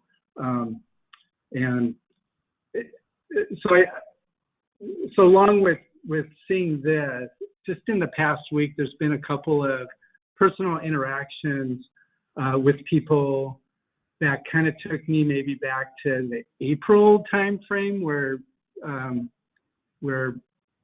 people weren't too happy about being told to wear a mask kind of thing. And I just kind of sense that we're probably going through a little period of mask fatigue right now, since we've been months into our COVID-19 status.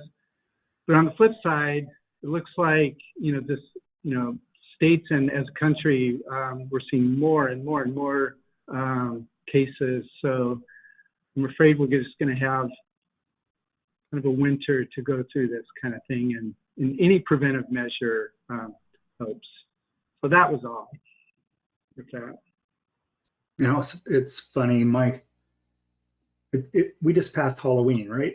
And my grandkids, every one of them were so excited because they were going to get a mask.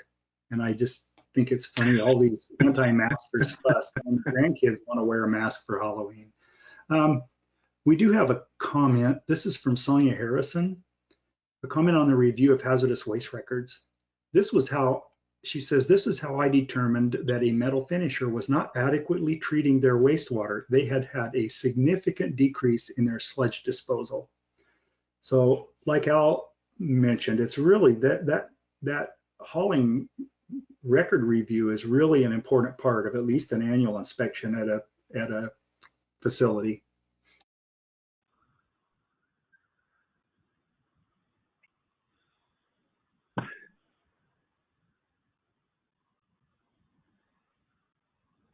All right. Well, we have 8 minutes left. Do you want me to just keep talking, or can I be done?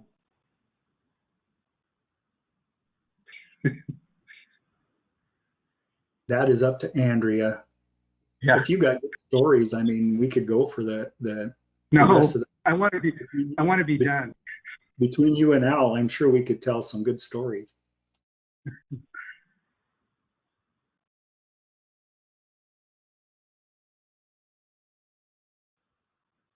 I'll turn it back over to you, Andrea. Oh, shit.